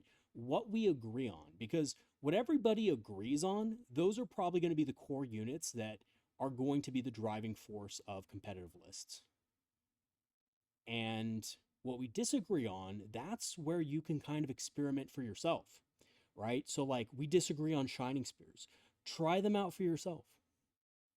Try a unit of 3, right? Obviously, the unit of 6 doesn't work because these guys tried units of 6 several times and they sucked. So try a unit of 3. Try a unit of 3 using Rapid Ingress and see how that works out for you, right? Use some different tactics there.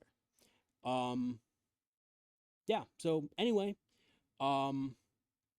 that's going to be it for today's video. Thanks for watching. Thank you to all my patrons and supporters who have supported the channel over the last 2 years. Your help has greatly improved the channel and helped it grow significantly. Honestly, I'm so thankful for you guys. I really appreciate your guys' support. If you do want to join the Patreon, I have free trials activated. You can get in to the Discord for absolutely no cost. Of course, if you do want to support, that'd be great. I really appreciate your support. But you don't need to get into the Discord. That will be free upon you signing up for a Patreon free trial. Of course, you can always cancel it afterward. Also, I have a channel store page and an Amazon affiliate link. So if you want to grab some discounted Eldar minis on Amazon or some Eldar inspired apparel, shirts, hats, whatever, beanies. I got some cool Eldar beanies if you're into that kind of thing. And, to rep your local game store, do check out the channel store page. There is a discount code floating around on the channel store page that you can use to get a discount on some of those items. So, all right, guys, that is going to be it for today's video. Thank you so much for watching. I know it was a freaking incredibly long video. Thank you to Quentin and Jack for making the tier list, even though I disagree with Shining Spears. And also, Eldrad wants a little bit of vengeance for, the switcheroo you pulled on him. You said he was good in every detachment, then you just put him in B tier. But, other than that, I think it's most of the placements here I think are pretty spot on. But yeah, anyway, thank you to you guys, and I will see you guys next time. Have a good one, everybody, and peace out.